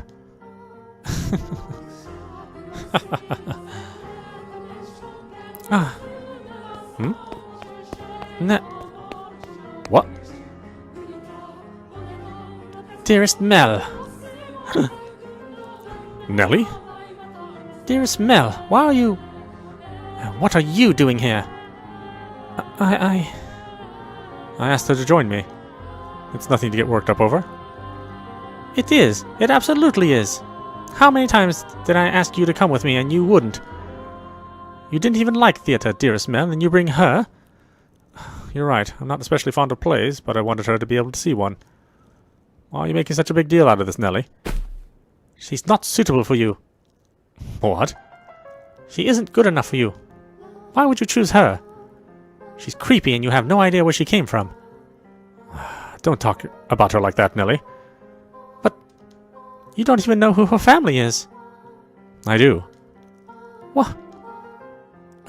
Lord Mel. It's fine. You just stay quiet. Like the other maid, she comes from a respectable house. I looked into it. However, circumstances prevented me from telling you what house that is. No, you're lying. That can't be. She doesn't act like a lady. She lacks etiquette, and she probably can't even dance. You expect me to believe someone like her is from a good house? Enough already, Nelly. Mel yelled at me. You have my word. You don't have to worry about her. So please, stay out of this, Nelly. It isn't any of your business if I spend time with her, is it?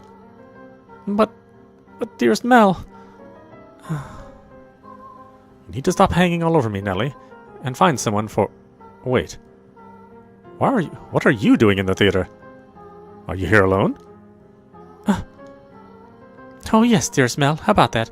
I have a favor to ask of you. I've been wanting to talk to you about this since yesterday, but I haven't seen you at all. Settle down, Nelly. What is it? Father had me engaged without consulting me. And he picked Arthur, that disagreeable little... Oh, right, that. I already know. What? I heard it from Father. That reminds me, you didn't show up at breakfast this morning. I see now. It was because of your engagement. Dearest Mel. Is that who you're here with today? In that case, you should go back to him, rather than waste any more time with us. You knew I didn't want to get married, Mel, so why? Why didn't you talk Father out of it? Because it's your time, Nelly.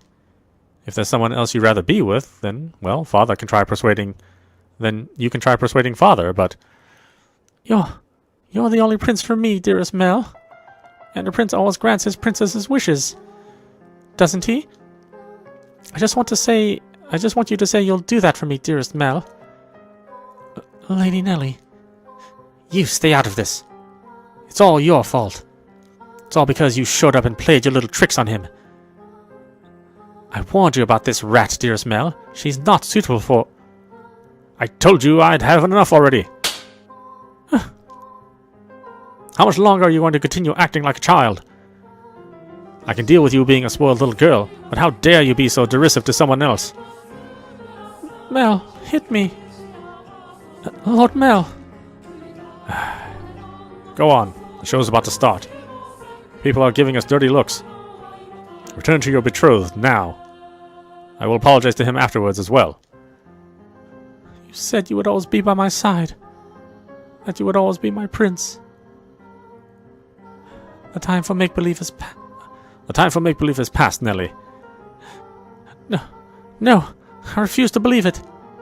I will not have it. Nelly! My goodness, that girl. Are you not going to go after her, Lord Mel? No, just let her go.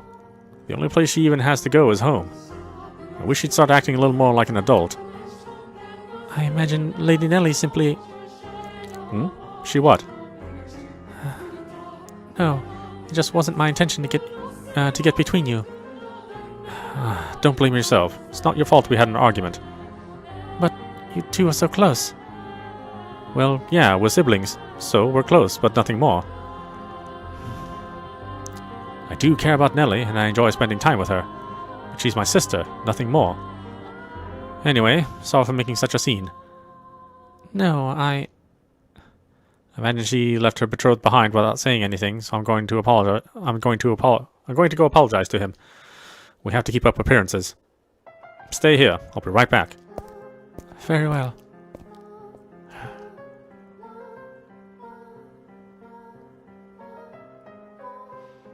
Master, what are your thoughts on this tale so far? Which of the siblings do you think was in the right, Master? The brother or the sister? Oh my, I apologize for the abrupt question. Did I startle you? What do I think? Yes, I believe Mel was probably right. He was also surely happier than her. As Mel had anticipated, Nelly fled from the theater, leaving her fiancé behind. She forced her way into a carriage stopped outside, probably one called for a different nobleman, and ordered it to take her home. Mel's assumption was correct. The only place she had to return to was the mansion. The sun was beginning to set, and as a young lady, she could not simply go wandering through town alone. Nor did she have any acquaintances to take her in. Her world was, in essence, composed of two elements, her brother and the rose garden. They were the light of her life at Rose Manor. She lived a very isolated existence.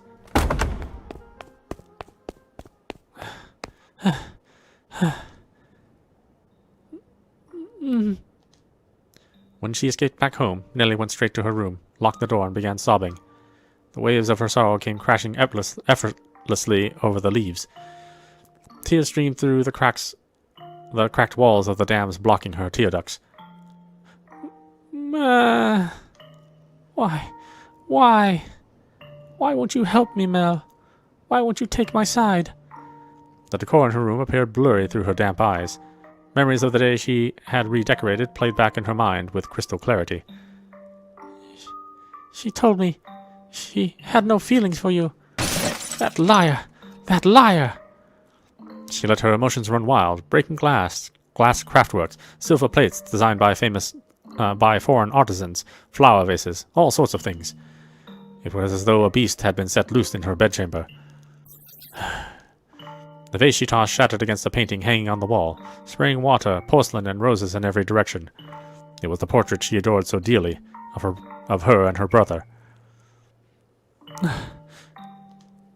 And in what appeared to her like a metaphor for her life, the frame fell off its mooring and came crashing to the floor. Nelly darted over and scooped it up. The frame had broken, but the painting inside was unharmed. The two smiling children were still the very image of happiness, inseparable siblings gently holding one another's hand.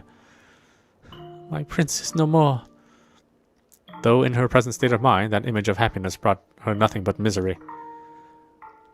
And the worse she felt, the more frustrated she grew at the smiling girl and the kind boy of her past. The princess is no more either. You are not my princess anymore, Nelly. Some other woman has taken your place. I trusted you. I trusted you, Mel. I believed you would always be there for me. This painting, it's nothing but a lie. This is not the real Mel. This is not the real me. It's a big fat lie. A lie. I wish this painting never existed. That it was never made. That I never had a brother. This painting. This painting. In a fit of emotional distress, she scratched feverishly at the painting she once considered precious. She put more force into her fingernails than she, or perhaps anyone, might have imagined she could. The flakes of paint began falling off the canvas, and in time she noticed something peculiar. Huh? What is this writing? Something hidden beneath the paint? Just a little more. A date? Why would that be hidden? What could it be for? Completed. Completed May 1587? 1587? She read aloud the faded, scratched-up handwriting. After staring blankly at the text for some time, the color in her face began to drain. What is this? How could this have been painted 16 years ago? I wasn't even born then. I wasn't even born yet then, and Mel would have been just a baby. Is this not me? Is this not Mel? There's still more writing. Urged on by her rapidly pounding heart, Nelly furiously scratched away at the painting. Even as her clean pink fingernails were soiled with fragments of paint and blood, she did not stop. She was so overwhelmed by trepidation that she could not stop. She had a horrible premonition that something was about to happen, something indescribable, incomprehensible. This is how I envision your son and our unborn daughter might look several years from now. Your son and our unborn daughter? This was a painting of the future? Then it really is of me and Mel. No, use your head, stupid. I'm only 14. 16 years ago would not have been... I would not have been inside Mother. But then who is this? Who is that holding Mel's hand? Who is that with my brother? More, there has to be. Ow! Found it. There's more writing. I have to know what this is. Calm down, Nelly. It's nothing to get worked up over. I'm sure it's nothing. Calm down and read. There's nothing to worry about. If our unborn child... This is what the writing on the painting said. If our unborn child does not have your hair color, then you will probably not be able to take her in as your own. I will be punished, and my life made miserable. And so I pray that this child might have flaxen hair. Though it is a sin to wish she has in her a trace of... Though is it a sin to wish she has in her a trace of me, I do hope it is a girl. What am I reading? I don't get it. Someone tell me, what does this mean? A painting from 16 years ago. Hair color. Sin. I do hope it's a girl.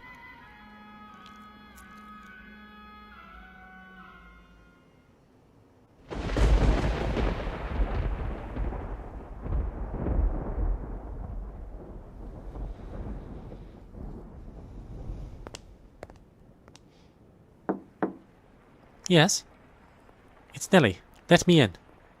Lady Nelly? Oh, you changed out of your dress. That's a shame. It looked nice on you. It really did look so nice. Almost like you were a princess. Lady Nelly? Say, I've got a question for you. Do you mind? By all means. What color hair did your father have? I beg your pardon? Did you not hear me? Should I repeat the question? No. I assumed it would be about Lord Mel. I am just so curious about where you got that white color from. My father was more tan than white, so I didn't inherit my paleness from anyone. I asked about your father's hair color. Why would you want to? There's no reason you can't tell me, is there? My father, had white hair. But that was simply because he was an older man. I did not think he was born with... Lady Nelly?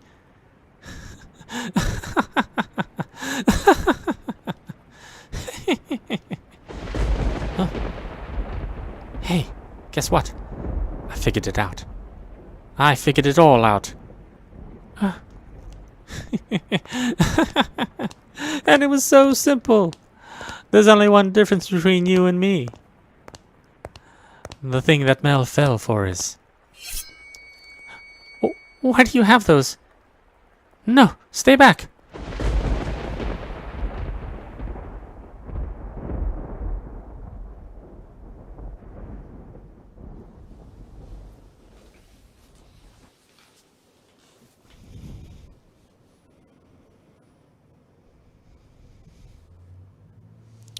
Ah, we have finally reached this point in the tale, Master.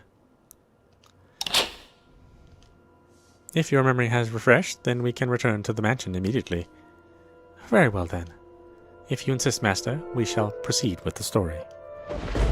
It was a stormy night, much like the one with the white-haired girl had arrived first on.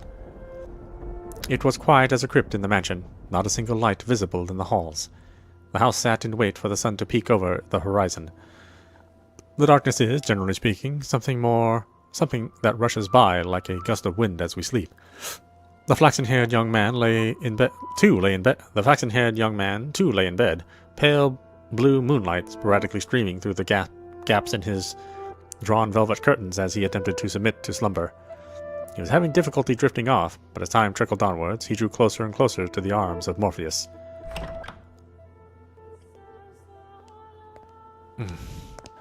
Suddenly, he sensed a presence in the room, much like the one from those nights some weeks earlier.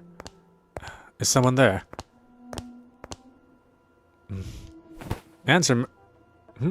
A slender feminine finger pressed gently against his lips.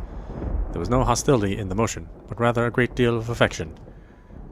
The silhouette faintly visible in the dark room was the same as that night.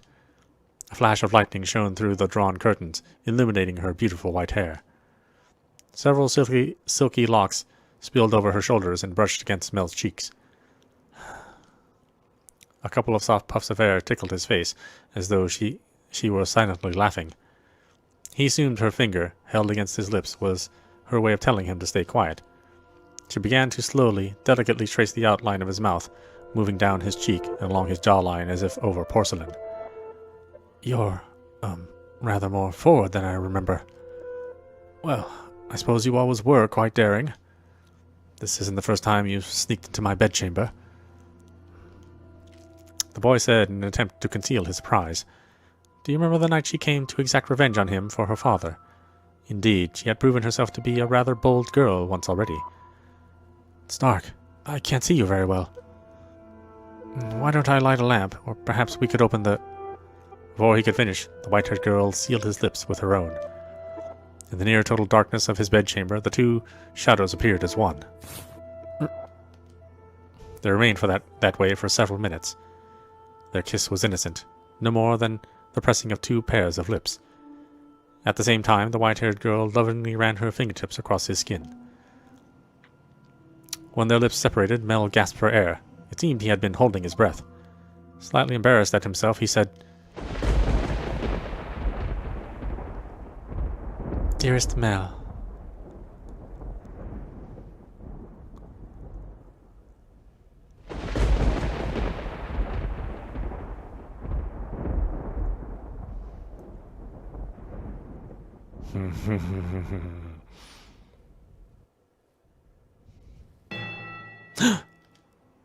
Nothing.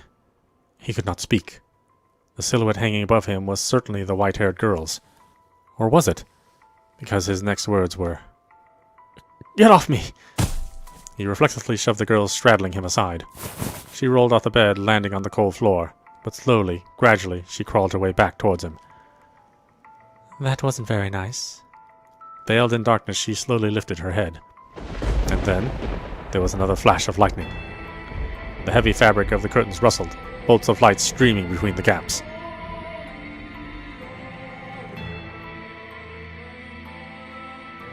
Her flaxen irises glimmered.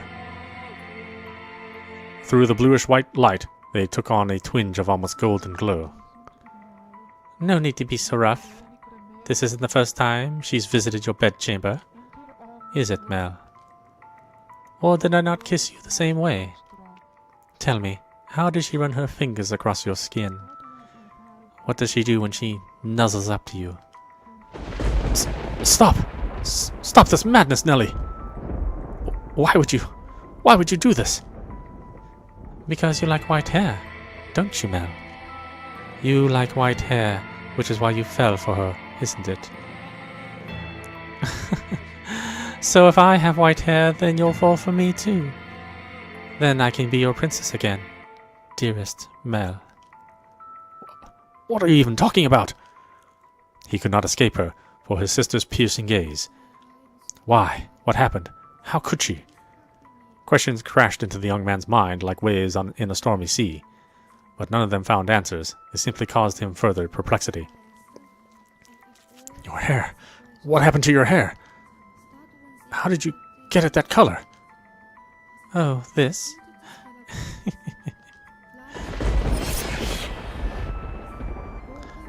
You like my wig? But as soon as the words left her mouth, Mel was in motion, propelled by pure instinct. He clenched Nelly's shoulders tight enough to dig his fingers into her flesh. You're hurting me, Mel. What did you do to her? Tell me, what did you do to her? I made her leave. It was a perfectly reasonable decision. She was obviously not nobility, and thus hardly fit to be a part of this household. But there's no need to worry, Mel. I'm here to take her place. You sound like a mad woman. It doesn't matter if she was of noble blood or not. She promised she would stay by my side. So why? How could you do that to her? I promised you that long before she ever did. And I love you far more than she did, Mel. Have you lost your mind? You're not making any sense. Where is she now? What is she doing? It was always her with you. What more could you want from me? Tell me, what does she have that I don't? What do I have to do to get you to focus on me, and only me? We're siblings. Don't you understand what you're doing? Oh, I understand it quite well. Far better than you do, dearest Mel. I even know that a former queen was executed for it. But if we don't get caught, there's no problem. Nelly, are you saying you've always felt this way about me? Oh my, you didn't notice, dearest Mel?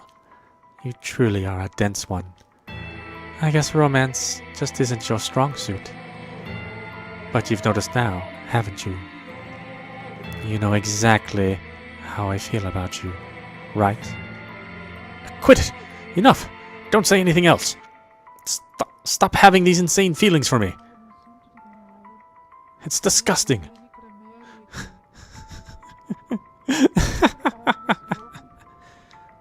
What are you laughing about? Poor, poor Mel. Content in your complete ignorance. All right, I'll tell you everything. Mel, you can only love blood-related women. Huh? His cackling sisters appeared to him like some kind of inhuman life form. Her actions and incomprehensible exclamations slowly drained him of his strength. What kind of deranged nonsense is that? I love her. She's your sister, Mel. Very funny. How far out of your mind have you gone, Nelly? Poor man.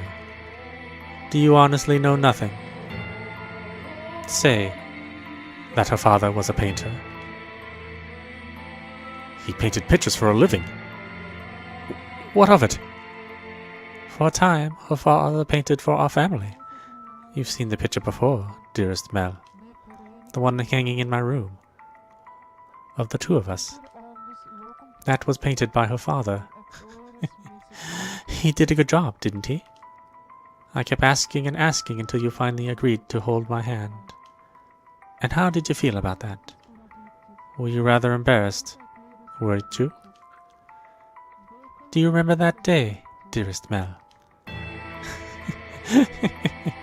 You couldn't possibly remember it. But there's a chance you might remember this.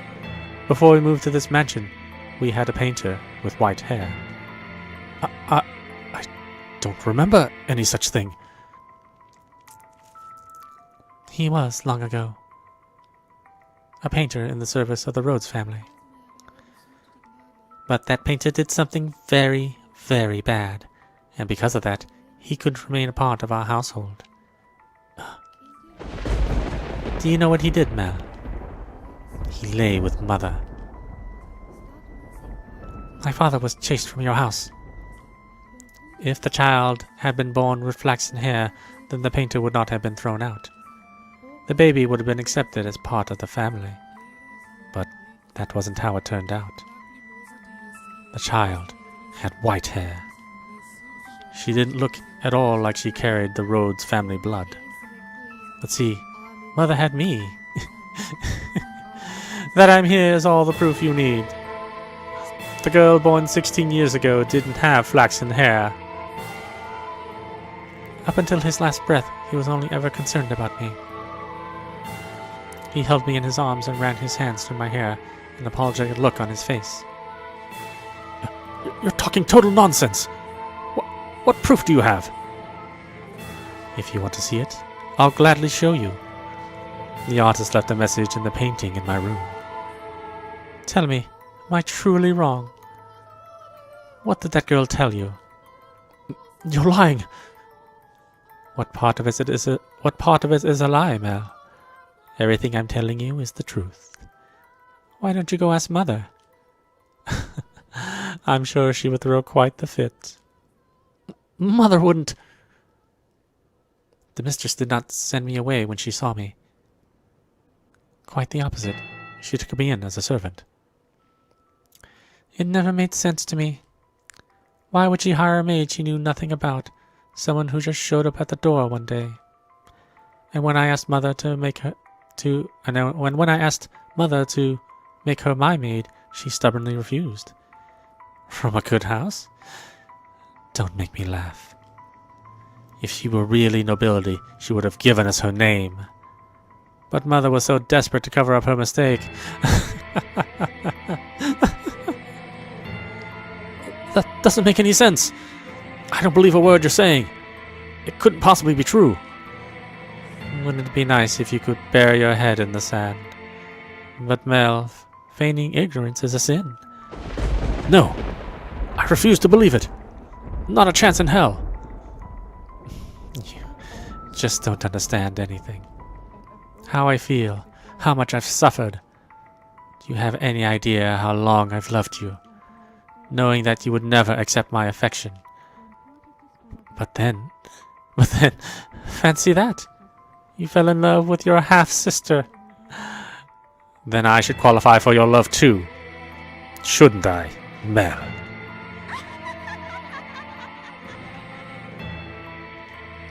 Stop it! Enough! Shut your mouth! Not another word! I don't believe any of this. Mel! I know you'll never love me. I know there's nowhere for me to run. Say, when we were kids, was that really me? Was I really by your side, Mel? If that painting tells the whole truth, I was never once did I get to be your princess. Not even once.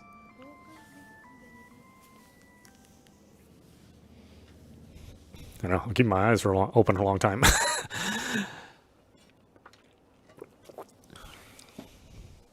Dearest Mel, everyone just loves to dote on me.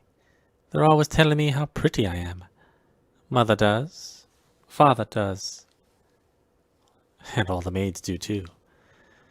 I can do anything I want.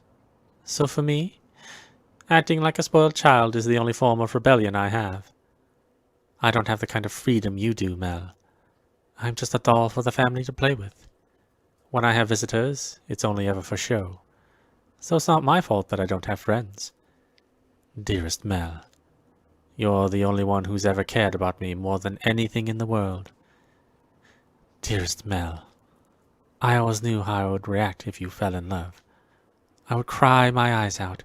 I would envy her to death. I would get angry as a bull.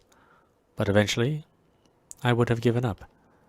I knew I could never have it in my way after all, that my feelings would never bear fruit. So why did she have to be your sister? Tell me, why?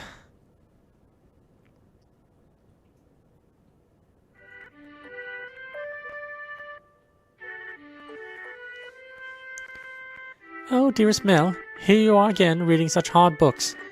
Your eyes will go bad if you spend too long staring at pages. I'll be fine, Nelly. It's not like I'm reading 24 hours a day. No, that's not good enough. If your eyes go bad, dearest Mel, you won't be able to see me anymore. You worry too much. I can see you just fine and well, my princess. Your hair glimmering like the sun, and your beautiful smile. I can see you as clear as day, and that'll never change. Plus, the skies are clear today, so you're even more radiant than usual. You know, this is my favorite season. Winter's cold and there's so much rain. I can't stand it. But as it gets closer to my birthday, the clouds go away. And I just adore the sun. Ah, yes, it's almost your birthday, isn't it? Have you decided what you're going to ask Father for? Not yet. I want pretty dolls and shoes with sparkling gems. I also want a pretty dress, like the ones Mother wears. A list that long is asking a bit much, even for Father. But dearest Mel... Hmm? I already have what I want the most. So the truth is, as long as I have that, I don't need anything else. Oh, and what would that be? The hairpin they bought for you the other day? Or maybe the song they had written for you last year? None of that, dearest Mel. Then what could it be? Now I'm really curious. What is it that's so valuable to you? That's a secret. Girls have so many secrets. I just don't know what to do.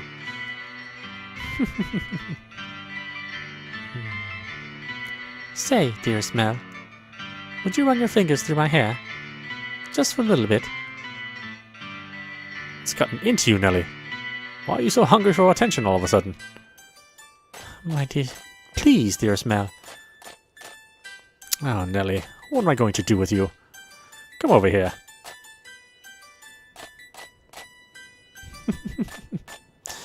And I want to sit on your lap.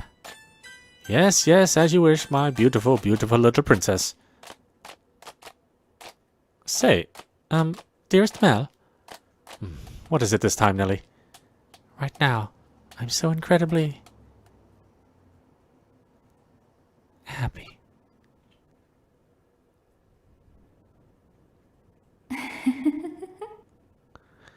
Oh, and out of curiosity, who was it that you really cared so much about?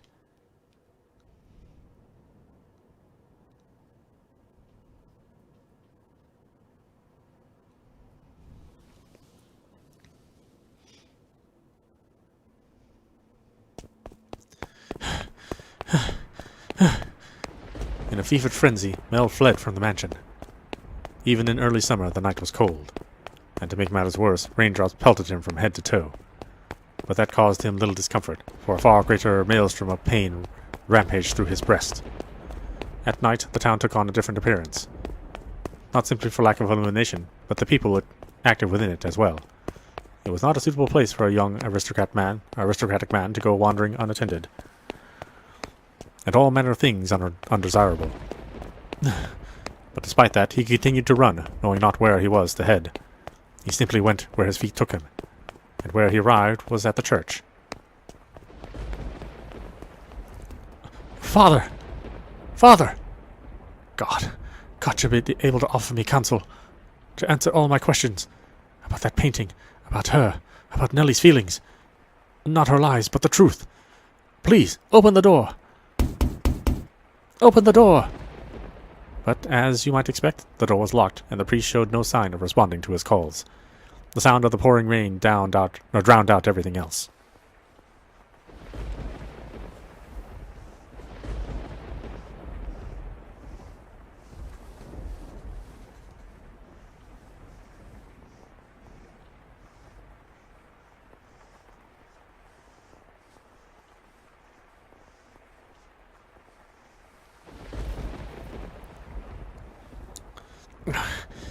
His head drooped feebly.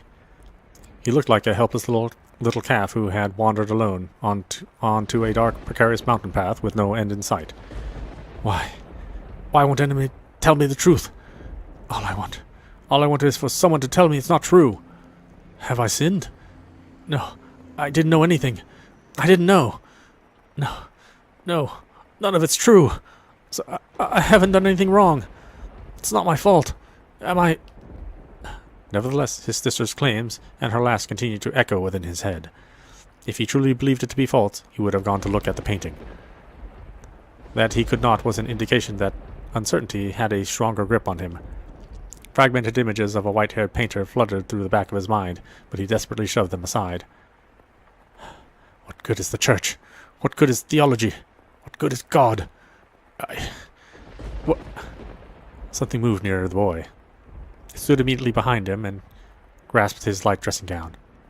He had been so consumed in his own world that he had not noticed the person's presence until they were close enough to touch him. What?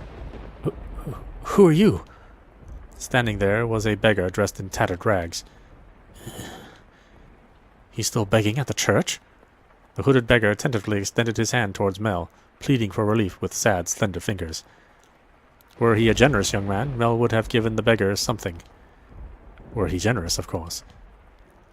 Lord. Get your filthy hands off me! I don't have a damn thing to give you right now! Don't you dare touch me! Suddenly, the beggar's head turned upward. My eyes catch the beggar's. Her hood fell back, revealing a hairless head. Why?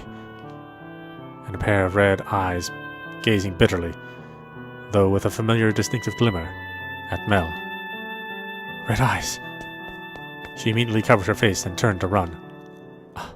It can't be. The beggar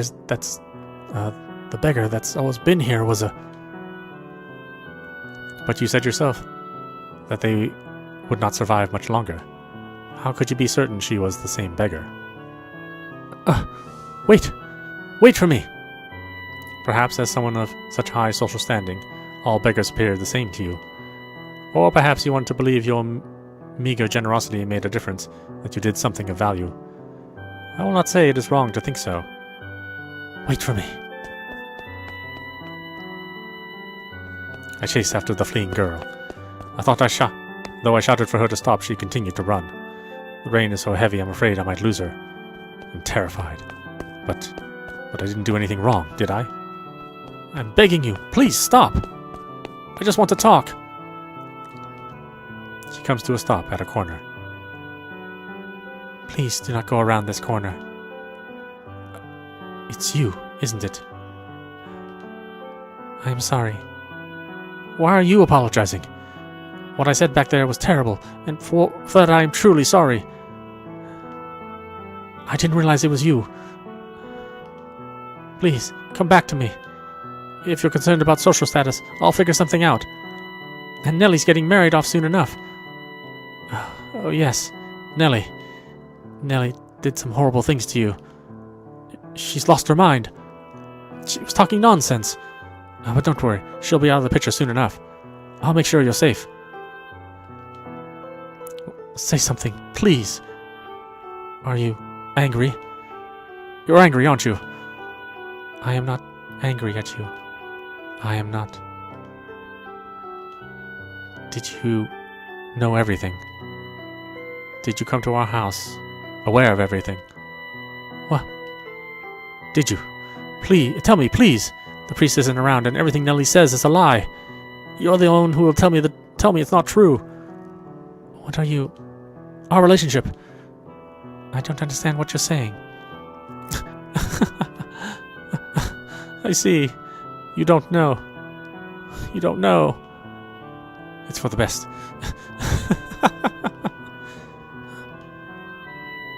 Nelly's the only one who knows, and she'll be gone before long. Everything will be all right. Lord Mayor. It'll all be all right. Let's go back. I'll make sure you're never put in danger again. I'm begging you, stay with me. My appearance is no longer suitable to stand at your side. You saw how unsightly I am by the church, did you not? Hair can grow back. That's not a problem. Now I truly look the part of the hideous witch. But I am to blame. It was a sin for me to find happiness in your kindness. What are you talking about? My sin was falling in love with you. Not what happened to my father, nor how we had to spend our days. There's no sin in that.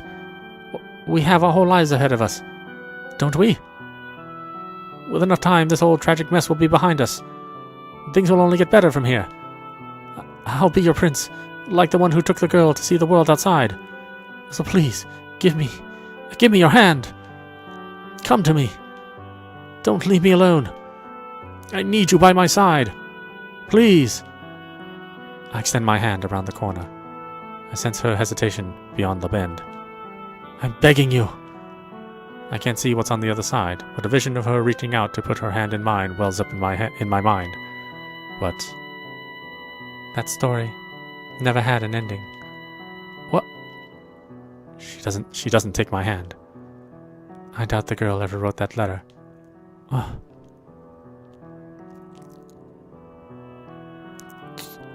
She's not there when I turn the corner. Why? How did things end up like this? Where did I go wrong? Oh God!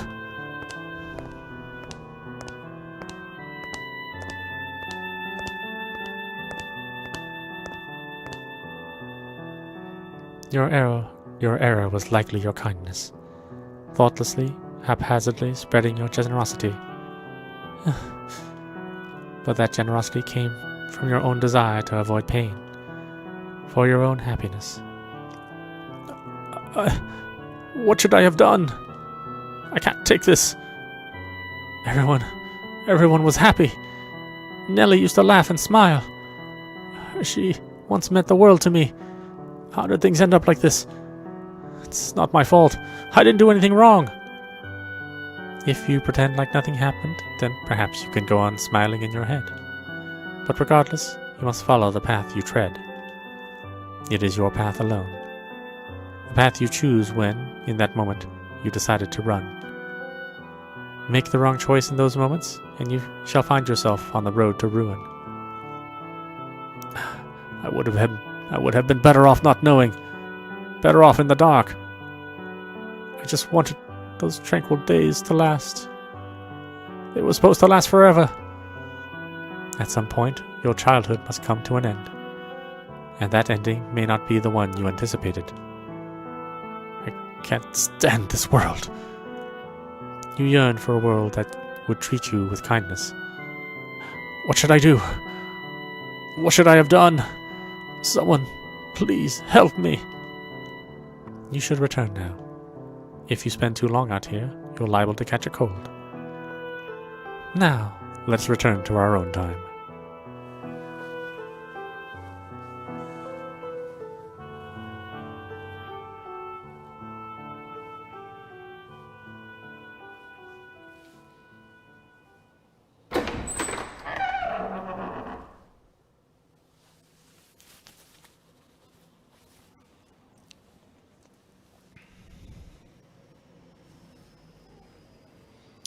The crestfallen young man faded into the distance, and the decrepit double doors clacked shut.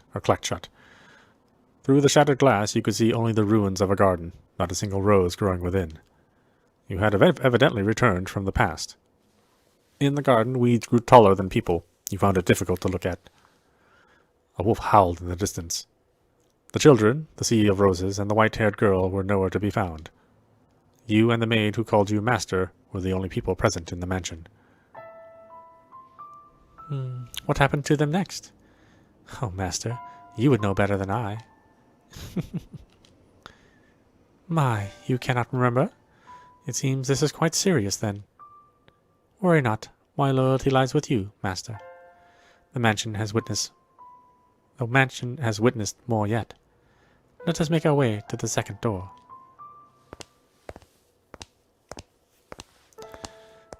Your hand in hers, the maid guided you back through the kitchen and into the tea room. Her palms were still cold. You felt as though you were clenching ice. Master, do you wish to know the truth, no matter what may be hidden within? Or, if it is something you would be happier not knowing, would you rather remain in the dark? Oh, is that so? I wonder about their father. Yes, the flaxen-haired sibling's father. Do you think he knew about the white-haired girl? If he did, then perhaps he allowed her to stay because of how deeply he loved his wife. Or maybe he did not want people to find out about her. I expect he too experienced many different emotions, but those pages of his story remain untold. Their parents likely had a turbulent tale as well, but theirs is not of consequence. To whom? I could not tell you. You and the maid crossed through the entrance hall, continuing your trek. At some point, the fire in the fireplace had fallen to embers, emphasizing the lack of light within the mansion. The maid took a candlestick and lit it in the cinders. The small flame illuminated her pale face. On a whim, you asked the maid about yourself. About me? I am a maid devoted to your service, master, as I said. Oh, what was that? You are interested in my name? You flatter me. I truly do appreciate the question, but you are more than welcome to simply call me the maid. Also, it would make me much happier to hear you say my name after you have recalled who you are, master. A subtle smile rose to the maid's face, after which she began to lead you down a first-floor corridor. Still holding the maid's hand, you passed in the front of a full-length mirror. In it reflected the warm light of the candle, which disappeared out of the rain shortly thereafter. Oh my, is something the matter? Did you come across something peculiar? The maid had not appeared in the mirror, though she was not the only one without a reflection. You reached the end of the corridor. There appeared to be a doorway, but the door itself was long since gone, leaving only a hole in the wall to frame the stairs behind it. Without hesitation, the maid descended into the darkness. You have more interest in this mansion, master, than in a mere maid, do you not?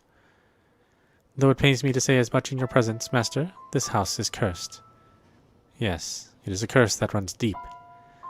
As you just bore witness to, the majority of those who dwell within these walls fall into misfortune. I have served here for many years, and periods of happiness are as fleeting as sugar cube in a cup of hot tea. Why did such tragedies befall them?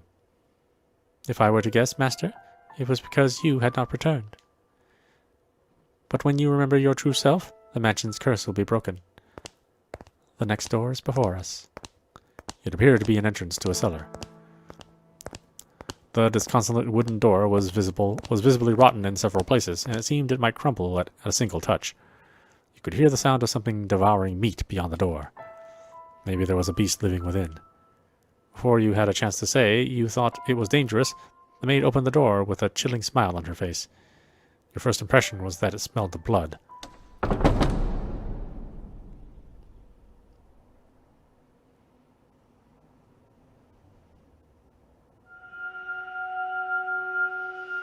The second door.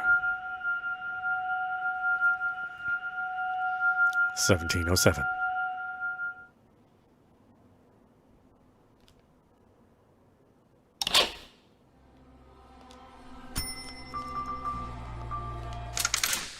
why don't we stop it there? This is Audapostrophe. You've been watching The House in Fata Morgana, running on Nintendo Switch. Yes, we finally completed our first tale. And it was very interesting for us. Hopefully you all enjoyed it. And we are definitely going to be playing more as the days and months go on. And hopefully we'll finish this before Halloween. I have a special game for Halloween, so I hope all of our pre-Halloween titles are of interest to folks out there. Anyway, I hope you enjoyed watching. I will see you at the next stream.